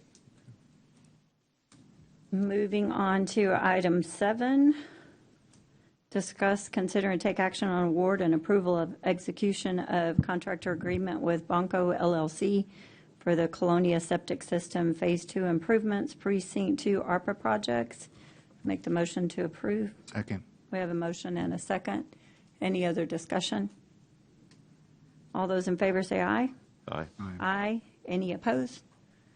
The motion passes. Moving on to item 8, discuss and consider, with Commissioner Gonzalez still out of the room, sorry. Discuss and consider paying $549,189.76 to the City of Port Aransas for Nueces County's portion of the cost incurred in the construction of the shared law enforcement center in Port Aransas, contingent upon renewal of the City-County Law Enforcement Center interlocal agreement that we found out, I think, has been a 30-year-old agreement. So we have some things to update in there or something, so. Judge, on this one, basically, we had discussed this during the budget. It was discussed as part of what the contingency was built for. It was. We just didn't take the formal action on this. The building has been completed. We do need to update the interlocal before making payments so that we've got everything in place properly. But we do need to get this, the amount paid or the amount allocated, subject to the interlocal being approved. Is that your motion? Yes, ma'am. I'll second that motion. And any other discussion? All those in favor say aye. Aye. Aye. Any opposed? The motion passes. 4 ayes, 1 Commissioner Gonzalez still out of the room. Item number 9, discuss and consider adding the new mental health contractors to the exception list to be paid out along with the existing mental health contractors at the juvenile department. I believe the exceptions list was passed in January 22nd, 2025. It was expanded. We have a couple of other people, some people change, names change, or businesses change. Did you have something you want to comment? Good. Yes, that was the information that I had. Is that correct? Yes, ma'am. Yes. So moved, Judge. We have a motion. I'll second the motion. Any other discussion? All those in favor say aye. Aye. Aye. Any opposed? The motion passes. Thank you for being here, though. Item number 10, discuss and consider upcoming Commissioners Court meeting dates. The next meeting on May 13th, I just want to state, starts at 8:30, which is a different time for us, just so FYI, just to highlight. Moving on to, unless there's anything else, anybody else have anything on court dates? Moving on to item B, airports, just B1, and Ben, I see you here. Discuss, consider, and take action on approving a facility use license agreement with American Electric Power of Texas for use of the Nueces County Airport for unmanned aerial system training events and related matters. Your Honor, I'd make a motion to approve this. This is a great opportunity for us to utilize our airport for, basically they're using drones for different work that they do with the AEP, so. Yes, I'll second your motion. Any other discussion? All those in favor say aye. Aye. Aye. Any opposed? The motion passes. Commissioner Gonzalez still being out. Item number 2, discuss and consider approving a method of procurement invitation for bids for the AWAS installation project for Nueces County Airport and authorizing the purchasing agent to publish a notice. This is part of the procedure of the grant request. The grant is $150,000. It is a reimbursable grant. We approve them going out for the grant, and our portion is $7,500 of this. But this is just, they ask you to get prices. I spoke to the purchasing agent before, so make the motion to approve. Second. We have a motion and a second. Any other discussion? All those in favor say aye. Aye. Any opposed? The motion passes unanimously with Commissioner Gonzalez still out. Coastal Parks, item C1, discuss and consider executing an interlocal agreement with the City of Port Aransas for lifeguard services along the beach at IB McGee Park, and this is an annual thing. Yes, it's budgeted too. Make the motion to approve. Second. We have a motion and a second. Any other discussion? All those in favor say aye. Aye. Any opposed? The motion passes unanimously.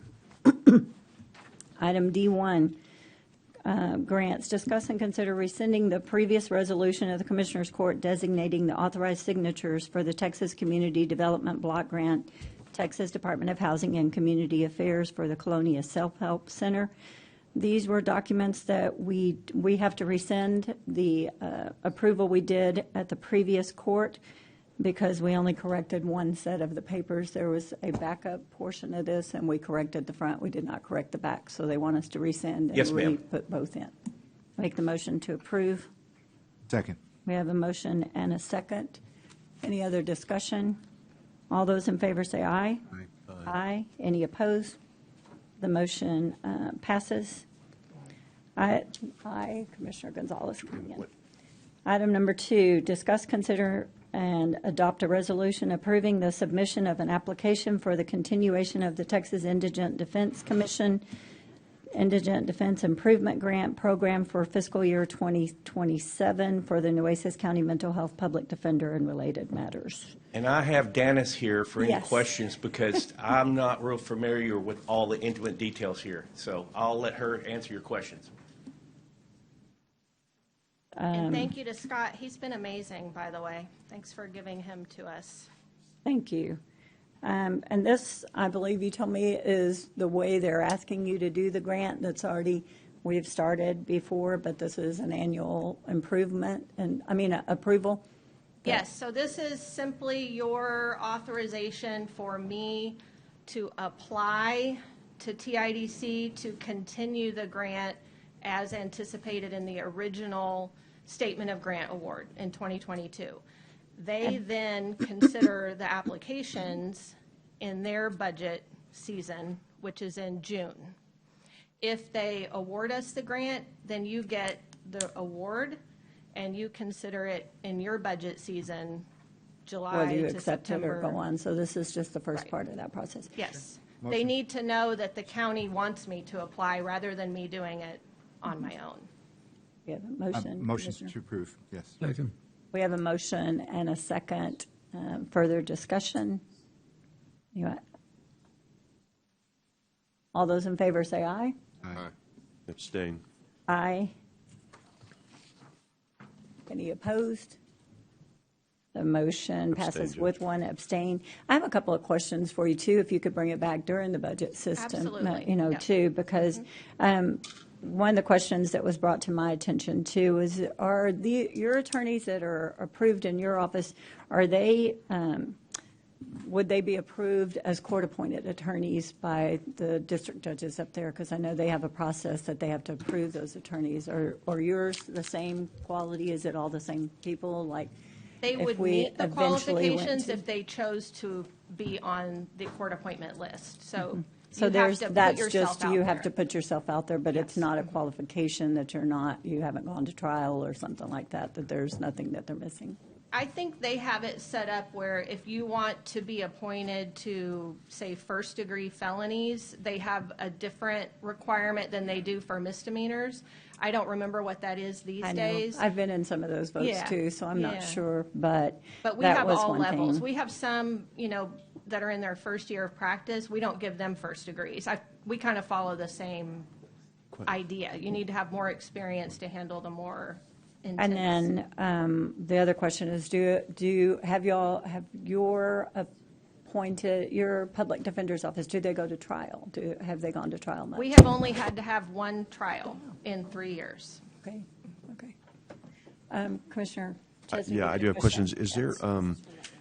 Is there any reason, and this would be a judicial question, but it starts with you. Is there any reason why the judges couldn't appoint capital murder cases and things like that to your office? That is a good question. I think it may have been part of the grant award that excluded capital murder. Not necessarily because of capability, but because capital murder cases do take so many resources that if we were working on a capital murder, we would not be able to work on as many cases to bring as much value. So is it possible? Perhaps, but I think under the current wording, we're not allowed to do it, but we could revisit that if it's something that became an I think it's issue. something we need to look at because part of the value, I'm singing the same song I've sung for 3 years on this. Part of the value on this was supposed to be a reduction of attorney's fees, and I'm not seeing it. So, boy, that's one of the biggest hits we take, and we don't have like tons of them, but those things cost us a fortune when they're having to do capital murder cases, and not just capital murder cases. I mean, I'd like to kind of know too what is being appointed by the judges because the fact that you've only had one trial really isn't really a super good thing for me. I mean, I know it means you're resolving cases, but at the same time, that means all these other cases that cost us a fortune that are going to trial are being paid to private attorneys at a much higher billable rate. So I think we ought to at least take a look at that when we're going through this to see what that language is and to have some conversations with the judges, because we're getting to that point where it's going to really start costing the county a lot. And again, the pitch was yes, value, and yes, to help people, but it was also, hey, Commissioners Court, we're going to reduce your attorney's fees because we're not going to have to pay as much as appointed fees. And I'm not seeing that yet. So again, I'm saying the same thing I've said for 3 years, so nobody thinks I'm hiding the ball. So that was, if we could go back and look at what we could possibly expand the case appointments to be, that would be great. Sure. And I think that was our conversation when I met with you. I really think you should be able to do a broad base of all of these, that it really would free up our jail, hopefully, and clear up some cases sooner for people if we had this as a set department thing too. Yeah. Yeah, I wrote it down, so I'll talk about the capital cases. And my view on the trials, if you'll recall, part of the original grant was for purposes of helping reduce the backlog from COVID. And there's been a lot of trials this year and last year, but most of those are from the COVID era, which was before us. So those are expensive because people have sat in the jail for 3 or 4 years before they go to trial. We don't have anyone that's been in jail for 3 or 4 years. So if we have something that's so serious that it's behind those cases, it just hasn't been reached for trial yet. So that's part of it. And of course, every court's different too. If they don't have one of the older cases queued up for this month and one of ours is, we might go to trial faster than one of the old cases. But it is something to consider. I hope we're getting out of the COVID delay now with the activity that's been happening in the courts. Well, with that, hard charging DA and sheriff, I know we got to be out of that COVID stuff. Absolutely. Come on. Any other questions? I just have one comment.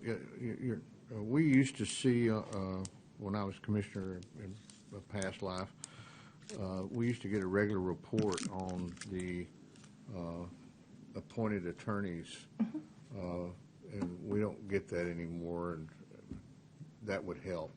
There's an annual report. I've asked for one, and they've Okay. given it to me. We used to have it sent to us on all the commissioners on a regular basis. And I don't know, maybe the other commissioners don't want to see it, but I think as we go forward, as Commissioner Chesney said, one of the perks of having a public defender's office is supposed to be to reduce that expenditure. And when I evaluated it back in like February or March of last year, I didn't really see that was happening. But, so anyway. So you're asking about the fees, like maybe on a quarterly basis that are paid out? Something like that. Yeah, I'm sure. I mean, I can't speak for the auditor, but I think they're tracking all of that. I think they have all that information. Sure. Right, Elias? Okay, thank you. But I think it's a great program, and thank you very much. Thank you. I'll bring a lot of data in the summer. You always do. Thank you. Thank you. May I be Moving excused? on, yes, thank you. We've already voted on yours, that's good. Item number 3, discuss, consider, and take action on adoption of a resolution designating authorized signatories in connection with the Texas Community Development Block Grant, Texas Department of Agriculture, Texas Colonia Fund Construction Grant Program. Yes, ma'am. This is just another box we have to check off throughout the program, and there will be others to come as we progress into it. And this is the signatories just like the previous one? Yes. Make the motion to approve. We have a motion and a second. All those in favor say aye. Aye. Any opposed? The motion passes unanimously. Moving on to item 4, discuss and consider conditional selection for award of stateside right-of-way services, LLC, for land acquisition services for the CDBG MIT-MOD projects. Yes, ma'am. This particular agency, I think, scored pretty high based on pricing. And I think I'm glad that people took that into consideration, because you only have so much budgeted for each precinct for land acquisition, and whatever you don't use for actual land acquisition, you've got to pay the land acquisition company. So you got to keep that in mind. There's one pot there for each precinct. So the land acquisition services take away from that pot. So I Make the recommend- motion to approve. Second. We have a motion and 2 seconds, but who went first? Commissioner Matos or Gonzalez, sorry. Any other discussion? Whoever. Yeah, right. All those in favor, say aye. Aye. Aye. Any opposed? The motion passes unanimously. Thank you. Okay, thank you. Thank you. Item number E2, discuss and consider execution of change order number 4, time extension only to June 26, 2026 with RGO Roofing and Construction. So moved. We have a motion and a second. I do have one comment I'd like to make. So go ahead, Commissioner, if you were first. I know we had these conversations in there, but I told you I was going to ask in here, but we're extending it. When does this original contract end right now? It's on there, I know, but I don't have it in front of me. It was April 27th, Judge. April 27th? Yes, ma'am. Okay. And then with the extension, it'll be. So this isn't just, this is the time extension because they won't finish the job between the time. That's correct.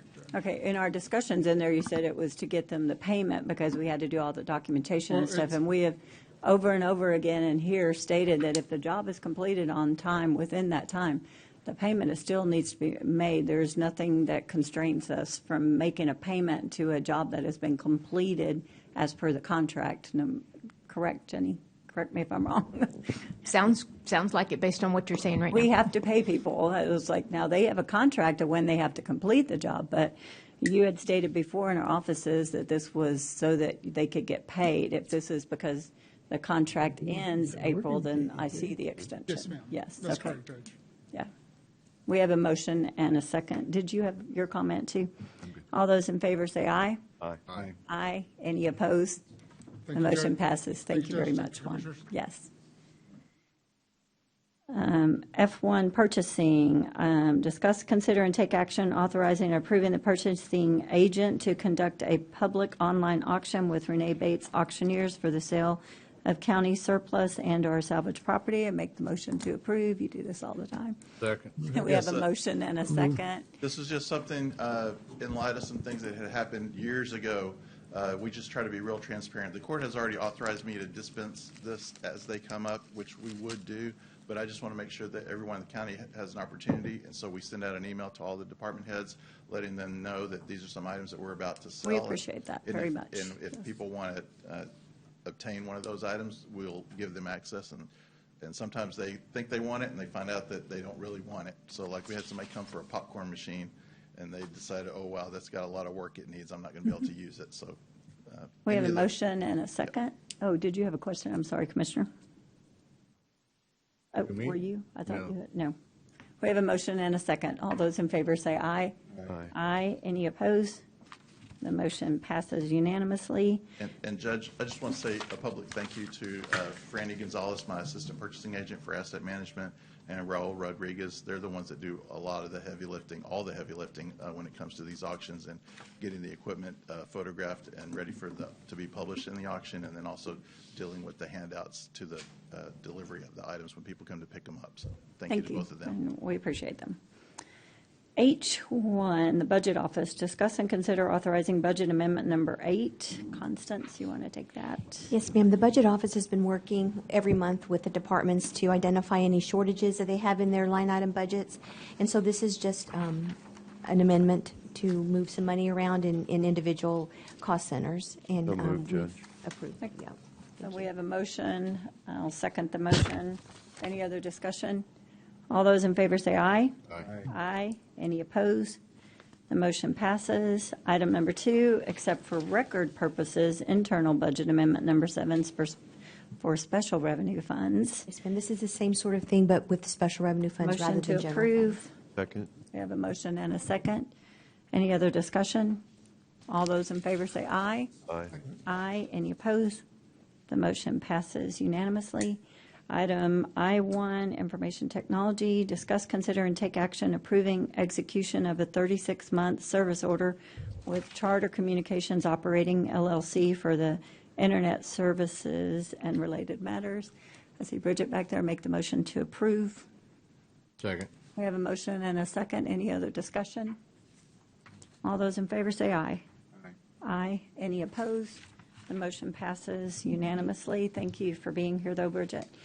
We're ready to go into executive. Your Honor, before we do that, I'd like to make a motion to reconsider item 3A4, please. 3A4.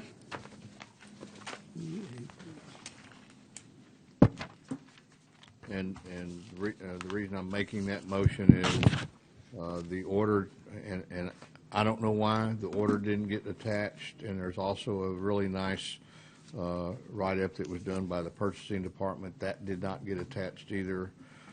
So I think I would prefer to table this, and I'll bring it back and make sure it's in the correct form. I don't know why that didn't happen, but Constance, thank you very much. She went and found the order for me and printed it out, but it was not attached to the... Deandra found it, I think she said. Yeah. Second. Deandra found it, whatever, but... Second your item or second your motion to reconsider. All those in favor say aye. Aye. Aye. Any opposed? The motion passes. Then I'd like to make a motion to table item A4, please. Second. We have a motion and a second to table. Are you going to bring it back to the next meeting? Yes, or- ma'am. I'll Yes. bring it back at the next meeting. May 13th? Yes. And I'll make sure I have the slides to Connie and make sure everything is attached. All those I in- gave it to staff, and for whatever reason, it didn't make it, so Mhm. I don't know. All those in favor say aye. Aye. Any opposed? The motion passes to table and bring back. Thank you. Now, are we ready to go to executive session? Item number 4, executive session public notice is given that the Commissioners Court may elect to go into an executive session anytime during the meeting to discuss matters listed anywhere on the agenda when authorized by the provisions of the Open Meetings Act, Chapter 551 of the Texas Government Code, to the extent there's been a past practice of distinguishing items for public deliberation and those for executive session. The public is advised that the court is departing from that practice and reserves the right to discuss any listed agenda items in executive session when authorized by law to do so. In the event the Commissioners Court elects to go into executive session and other matters that may be discussed in an executive session, upon completion of the executive session, the Commissioners Court may in an open session take such action as appropriate on items discussed in an executive session. Item 8 today is consult with the county attorney and outside counsel on legal issues regarding 2025 DCV 4399-D, Nueces County versus Corpus Christi Housing Authority and related matters, Texas Government Code 551.071. Discuss, consider, and take action in regular court session if necessary. Item 3A6, let me find that to read it. Discuss and consider approval on the Hanson Work Authorization Number 4 and all related matters. That would be Texas Government Code 551.071. And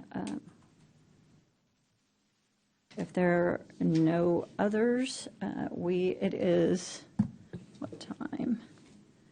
11 o'clock, and we are going to executive. Thank you.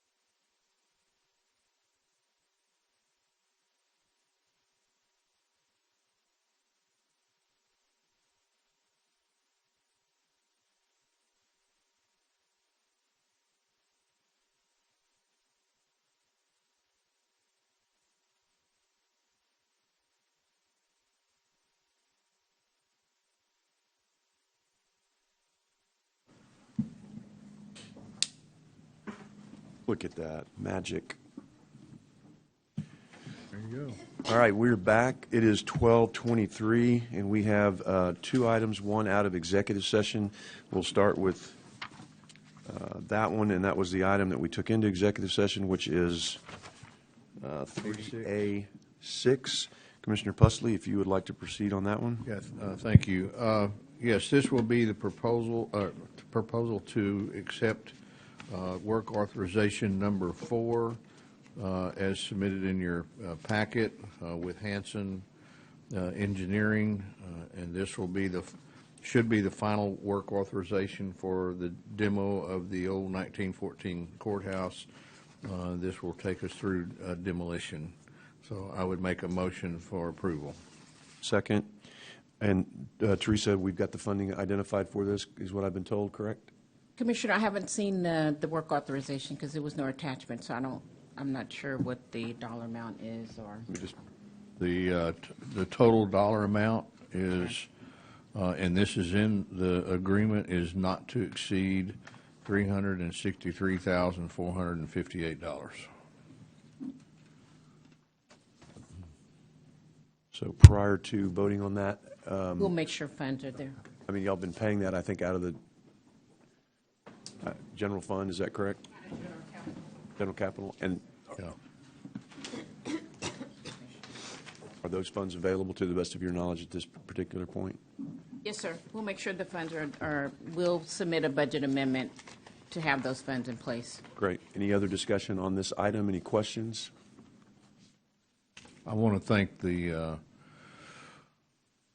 County Attorney's Department for their patience. This was a serious negotiation, if you will, and took a lot of time, and they spent a lot of time on it, and I sincerely appreciate their help. And Jenny, it does indicate that you have reviewed this, and this is all sufficient from that standpoint as well, correct? Yes, I have not looked at the piece of paper held by the commissioner, but we went over this with him yesterday, and the one that is being presented for vote today should be the one that we went over yesterday. Yeah, Kent Brown submitted his final, and we sent it over to Hanson, and they signed it and agreed to it. We made one small modification to the original master service agreement, and that changes on page 2. It was just a little bit of a wording change, but this is a really good step forward for the county. Again, want to thank the county judge for getting this to where we can move this direction, and to Commissioner Pusley for his leadership and continuing this process on and making sure we move forward with getting this courthouse demolished so that we can see the rebirth of that area. Any other discussion or questions?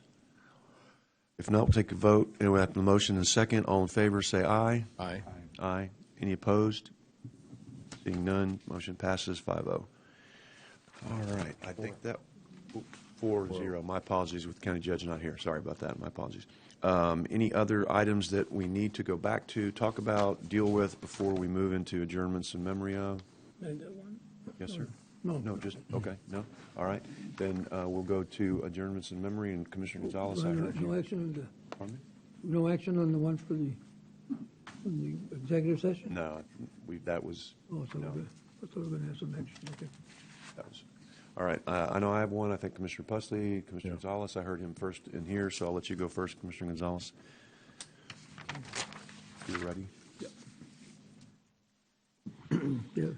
Armando G. Cáceres, born on July 23rd, 1944, to parents Arturo and Maria Libreda Cáceres. He was a proud graduate of Roy Miller High School and a firm believer in once a buck, always a buck. There you go. Armando proudly served his community in the United States Air Force. Following his military service, he continued his dedication to others through a distinguished 35 years career as a Corpus Christi Fire Department firefighter. Notably, he made local history by responding to the first EMS call in the city in 1973 with his ambulance partner, Rudy Curtis. He became involved with union activity by joining the Firefighters Union Local 936. He served as Local 936 president for several years and as a district vice president for the Texas State Association of Firefighters. He received his bachelor's from Corpus Christi State University. He was a graduate of Leadership Corpus Christi and a dedicated volunteer with United Way. In recognition for his leadership and expertise, Armando was appointed by Governor Ann Richards to serve on the Texas Fire Protection Commission, a role that reflected his deep knowledge of the profession and his commitment to improving fire safety across the state. Beyond his work in fire service, Armando was deeply committed to his community. He served as president of the Coastal Bend Labor Council and vice president of the Texas AFL-CIO, advocating for working families and standing for fairness and opportunity. He was also an active member of the Mexican American Democrats, reflecting his dedication to civic engagements and his passion for representing and uplifting this community. Armando's dedication to service extended into the fraternal life. He was a master mason and served as worshipful master of several years in several lodges and as a district deputy grand master, demonstrating leadership and commitment within the Masonic community. He was also a proud Shriner. Whether through laughter, conversation, or quiet act of kindness, he left a lasting impression on everyone he knew and everyone who knew him. Armando enjoyed spending time with his family, especially playing dominoes with his siblings. He loved dancing and listening to music, and he found his greatest joy in his grandchildren and great-grandchildren, who meant the world to him. Armando was preceded in death by his parents, Arturo and Maria Librada Cáceres, his sisters Alicia and Mary Esther, his brothers Ricardo and Rudy, his in-law Valdemar, his sister-in-law Lydia, his daughter Eileen, and his grandson Jacob. He is survived by his loving wife, Gloria Pisana Cáceres, his sons Armando Jr., Arturo, Armando, and Anthony, his daughter Annette, as well as Melissa and Andrew, his beloved dog Chico, and his sister Patsy Gonzalez. It also leaves behind him numerous nephews, nieces, extended family members, friends, and all who had the privilege of knowing him. And now, my condolences to the family of the Cáceres. He was his, when you say brother Rudy, that was the former constable we had here in Nueces County before he retired and passed. So, but Rudy, Constable Cáceres Rudy, and Armando and I and my brother grew up together in the housing project, at the Wiggins Housing Project, for our first years of our life. So Armando and I were the same age, and Rudy and my brother were the same age. So we kind of grew up together and lived together in the same community. So I know Armando back with many years. Armando and I knew each other, and the families knew each other, and his parents. So I just want to say condolences to the family. Our prayers go with them, and I'm sure he's been missed by. He had a lot of knowledge and very lot of expertise, especially in the political arena. So he will be missed. Thank you. Commissioner Pusley? Yes, thank you. Tomorrow at 1 p.m. at our Veterans Cemetery, a very special service is going to take place. After 84 years, First Class Clyde Clifton McMeans will be laid to rest. He lost his life in the Japanese attack on Pearl Harbor and was aboard the USS California when it was sunk. The attack killed approximately 103 of California's crewmen, but only after the attack, only 42 of those crewmen were identified. The others were buried there in Hawaii, and over the years, the Navy has begun an identification process through the new advancements in DNA, and McMeans was identified and officially accounted for. And McMeans was born April 30th, 1915 in Karnes City, Texas. His family moved to the Coastal Bend region the following decade, and he attended school at Awadusi before completing his education at Benketti High School in 1935. He enlisted in the Navy and drew an assignment aboard the California. On the morning of the attack, he was not, the account said he was not actually aboard the California during the attack when it went down, but he was in a smaller boat ferrying crewmen from the boat to shore to try to get them out of harm's way when a Japanese bomber scored a direct hit on his small craft and killed him. He was listed as missing in action in January 1942 and declared him dead shortly thereafter. He has several family members that still live in the area, and his niece, Kathy Herman, McMeans, his niece, said that they've waited a long time for this, and her father, Edward McMeans, was Clyde's brother and served as an Army medic in the European theater, fighting through Normandy and the Battle of the Bulge. So his family was all served their country. And his funeral will be tomorrow at 11 a.m. at the River Hills Baptist Church here in Corpus Christi, and then he will be laid to rest at our Coastal Bend State Veterans Cemetery at 1 p.m. He is the second sailor from the USS California to be identified and buried in our Veterans Cemetery. Last year, storekeeper 3rd Class Robert S. Garcia, age 23, another Coastal Bend native who served on the California and died in the same attack, was interred at the cemetery following his identification. And so anyway, I think this is a really special deal. I'm going to try to be there. It's not often that this sort of thing happens, and we're very happy for the family that they now finally have closure for their lost loved one. Thank you very much, Mr. Pusley. Mr. Martins, did you have? Yeah, just wanted also to extend my condolences on the passing of Armando and to his wife, Gloria, and their family on his passing. Always remember him being active as a firefighter and his service to our community, so my condolences as well.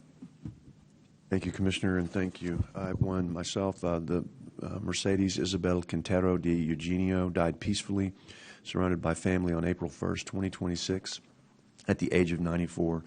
The Eugenios immigrated to the United States, where her husband Marco finished his training as a neurosurgeon at the Cleveland Clinic. Mercedes brought vivaciousness and creativity to parenting and everything she did. When they were newlyweds in Cleveland, there were no funds for artwork or decor, so she painted a mural on the wall, an early glimpse of her artistic nature. The Eugenios moved their young family to Caracas before deciding they preferred living in the United States. They left Venezuela but insisted that their children speak Spanish at home to keep their heritage alive. Mercedes and Marco hosted many young family members from Caracas for years at a time, integrating them into the family. They prided themselves in treating the young Venezuelans like their own children without favoritism. Marco and Mercedes were strict, but Mercedes brought elements of comic relief to life growing up in their home. She was known to stand on the picnic table and belt "The Bear Went Over the Mountain" as entertainment for their frequent parties. Mercedes and Marco raised their children primarily in Abilene and Corpus Christi. She was a civic force in both cities. She served on the board of the Symphony Guild, the Abilene Philharmonic, the Abilene Zoo, Harbor Playhouse, KEDT TV, the Corpus Christi Community Development Corporation, and so many others. Marco and Mercedes were on the move more even when they weren't moving. They traveled extensively and explored over 125 countries on all 7 continents, including Antarctica, where they went when Mercedes was in her late 70s. There she met a colony of penguins that formed a core memory from her later life. They were true citizens of the world. She was in her late 50s when she began studying art as a full-time student at the University of Hawaii while Marco was teaching neurosurgery at Tripler Medical Center. It unlocked a deep passion and talent for art that lasted for over 30 years. She was a fine seamstress and avid cook. She possessed a mechanical mind. She was the family handyman, repairing small appliances when they broke. Once, out of frustration, she completely took apart and repaired a riding lawnmower that Sears had repeatedly failed to repair. While Mercedes was truly a force of multiple gifts and abilities, she will mostly be remembered for her dedication to her family, caring for them and loving them wholeheartedly, a la Mercedes. Our condolences to the Eugenio family and all the families mentioned today. If there's nothing further, we stand adjourned at 12:40. Thank you.